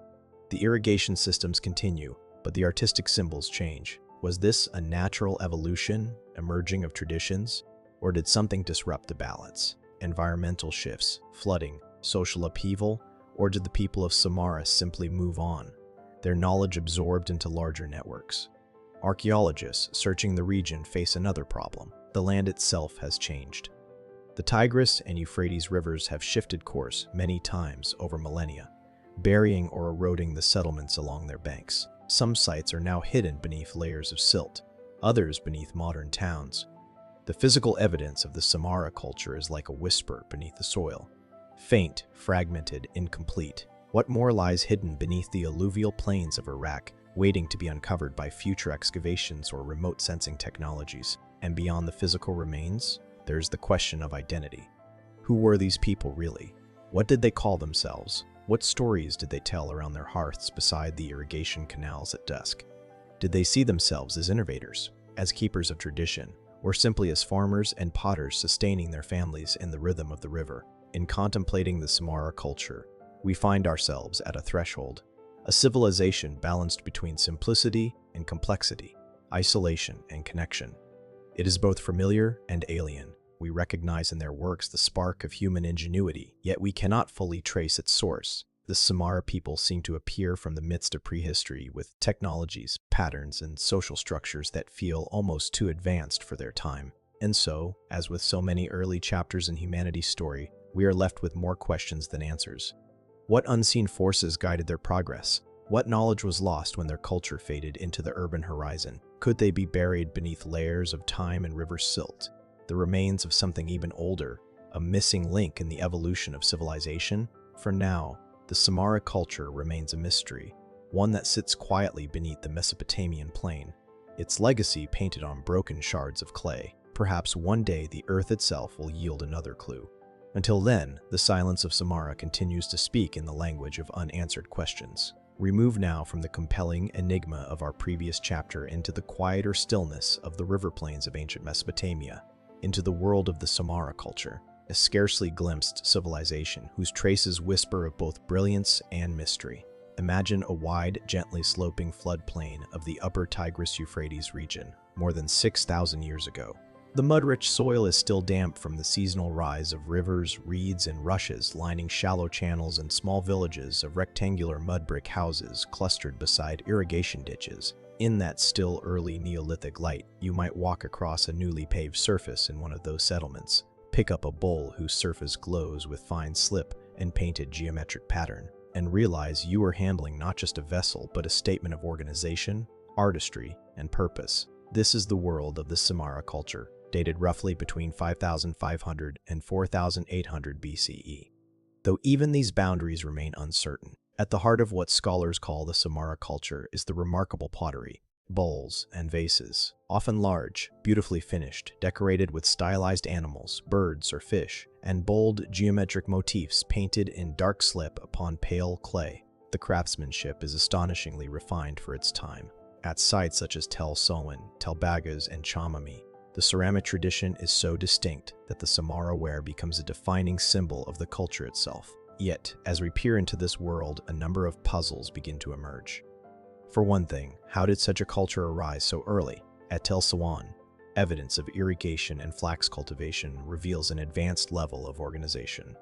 A community not merely surviving from the land, but shaping it. They harnessed water, redirected its flow, and built systems of control that hint at collective planning, cooperation, perhaps even central authority, and this in a period when much of Mesopotamia was still transitioning from hunter-gatherer groups to settled agricultural life.